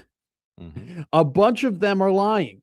Nobody knows the history of the NFL more than Bill Belichick, and it just pisses me off that he isn't a first ballot Hall of Famer. Somebody is going to find the lie. Somebody is going to find the list. Also, these people are not supposed to reveal their votes, I believe, until after the class is announced. They can do so. So they're all breaking protocol. Oh, well, yeah, they have to, because the greatest coach of all time is not being inducted into the Hall of Fame. If you're gonna lie, just hide behind the protocol. By the way, I can't tell you who I voted for or who I didn't vote for because we're not supposed to talk about it.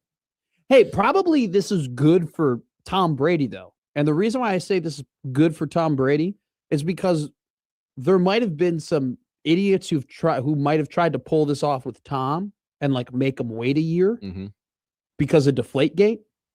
Now they know the outrage that would entail if they were to do that. Boy, that was a real pain in the ass. I don't want to do that. I don't want to do that again. So this is actually good for Tom because now they know better. Which, by the way, like, what does leaving out Bill Belichick for one year really do?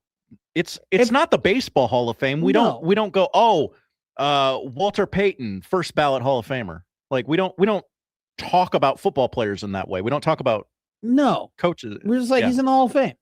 Like that's a baseball thing, is first ballot. First ballot, for sure. Also, too, nobody cares that he's not a first ballot Hall of Famer. We're still going to call him the greatest coach of all time. Nobody's going to say, well, he's not a first ballot Hall of Famer.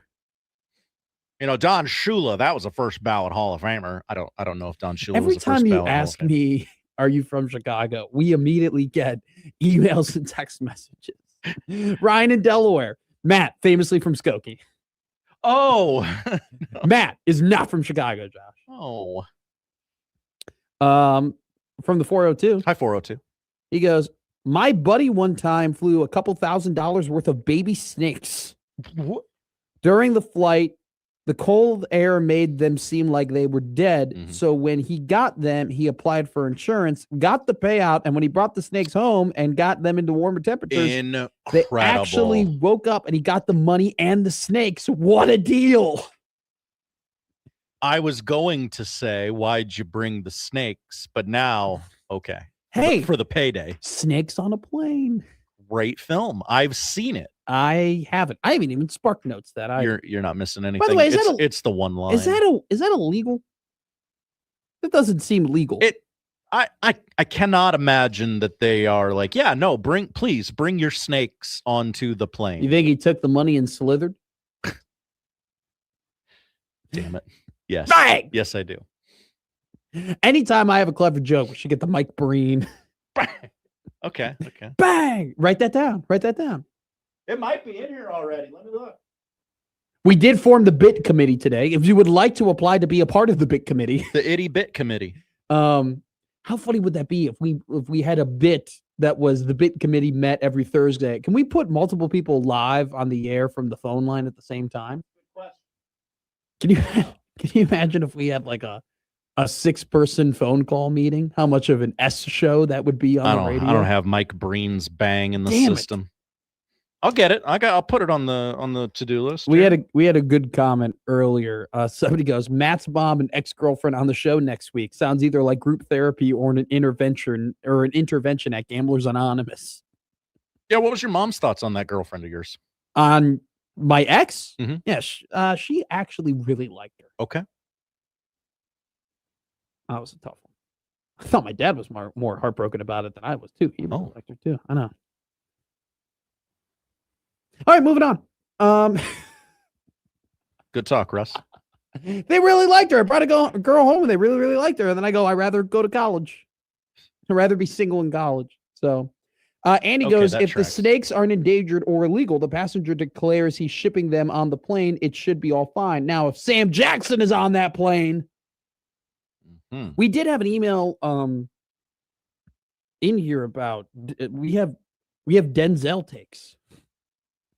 There's only one Denzel take that I'll allow. He goes that he's the greatest of all time. Is Denzel the greatest actor of all time or the greatest actor to perform the same role for every movie of all time? That is a bad take by Brad. That's a bad take. Yep. He's not The Rock. All right? Right. He's Correct. not. Yeah. The Rock. He's not Jason Statham. All right? Get out of here. Late stage Denzel, we could have a conversation about the range of roles he's taking. But nowadays. that's every late stage actor. Right. Every actor gets to the point where they're too old to be anything other than the old wise man.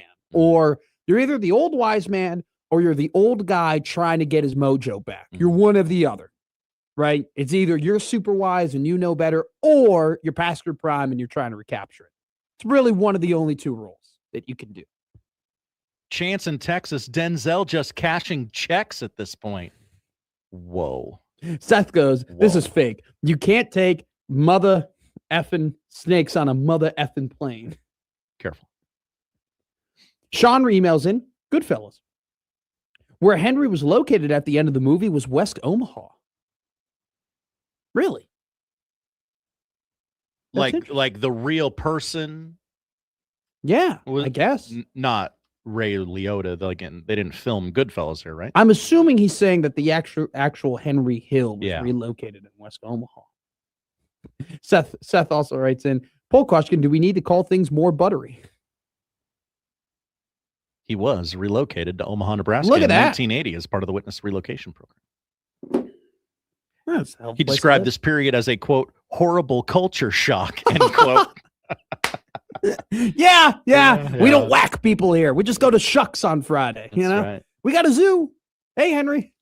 We do have a zoo. We do have a zoo. It's a damn good zoo. It's a great zoo. The best. Can't we today? Well, what's the weather like today? Maybe it's a good day to go. A little chilly, but they'll let you in. They'll let you walk around.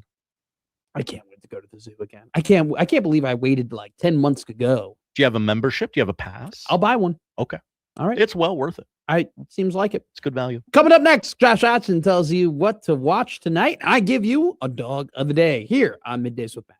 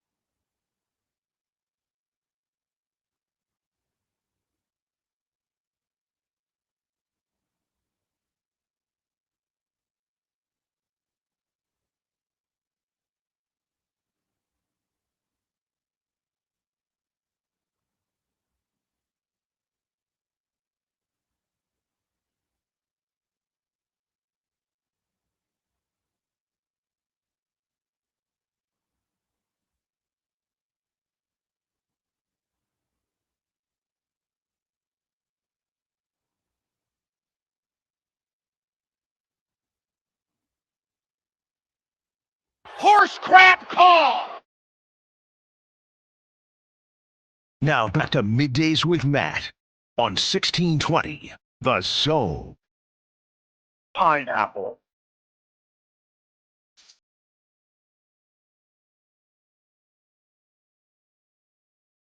Like I want to kill myself, jump in the cold and die of frostbite. Horse crap call! It's a trap! Just having some fun. Why not? Going Sugar Shane on those drops. Make room for daddy! I was hoping we were going to hear that yesterday. Oh. Quick recap of the show before we get to what to watch for. Creighton basketball lost yesterday, Marquette. Thank you. Stinker. Nebraska basketball, hard-fought loss. Still, two best players looked really good. Go ahead and listen. We did like a whole 30-minute breakdown from 12 to 12:30 about the game and everything that kind of transpired in that. Really happy how that came out. So Mike 1 got fixed. Mike 1 did get fixed. We talk about the dumpster fire that is the Cleveland Browns. Bill Belichick, Brooke Nuneviller was on the show, the superstars from the Omaha Supernovas. We did some odd news. Connor thought it was going to be Merritt Beeson. What a dummy. Idiot. Dummy. Talked about a lot of things here on six. Oh, the biggest snubs, Ndamukong Suh. Shout out. Now, we'll end the show here with what to watch for Josh Hodson. We're going to watch some college hoops. Yay. Big night in the Big Ten Conference. Triple header on BTN. Whoa. Get ready. Hold on to your butts. It's USC Iowa at 6 o'clock, followed by Minnesota, Wisconsin at 8. Minnesota. And UCLA, Oregon at 10 o'clock. Jesus. That's 8 o'clock on the West Coast. Yeah, that's even late for them. Number 10, Houston, is at TCU tonight, 8 o'clock on ESPN2. A couple women's games of note here locally. St. John's at Creighton, 6 o'clock on ESPN+. Northwestern takes on Nebraska in Lincoln tonight. I assume Matt McMaster will be in attendance at 7 o'clock No, I tonight. won't. Oh, so you'll be watching it on Nebraska Public Media. Yes. There you go. NBA doubleheader on ESPN tonight. The Lakers take on the Cavs. LeBron is back in the land tonight at 6 o'clock, followed by Spurs Rockets at 8:30. NHL on TNT tonight. Flyers Avalanche at 6:30. And the season 3 premiere. I believe my wife started watching this last night. It's been out for some time, at least 24 hours. Apple TV Plus is where you can find it. The season 3 premiere of Shrinking, starring Jason Segel and Harrison Ford. Jimmy grapples with being an empty nester and feeling torn about Alice's major life choice. Paul faces fresh challenges with his Parkinson's. Oh, God. I didn't know that was coming up. Oh, no. Oh, Lord. Continue. I wish him the best. Okay, me too. Well wishes. Is that it? That's it, yeah. Oh, okay. I didn't know we had a period right there. It's a light night. Yeah. Illinois State plus 124 on the road against Murray State tonight is the dog of the day. 3-8, I believe, on dogs of the day or something like that. Maybe 4-9, something like that. I'll have to do some math. We'll have a graphic on Friday. Our units are respectable. We'll have a graphic and we'll have an intro for dog of the day on Friday. Hell of a show today here with Middays with Matt on 1620 The Zone. Matt McMaster, Josh Odson, thank you so much for joining us for the last couple of hours. The crossover with Unsportsmanlike Conduct is up next.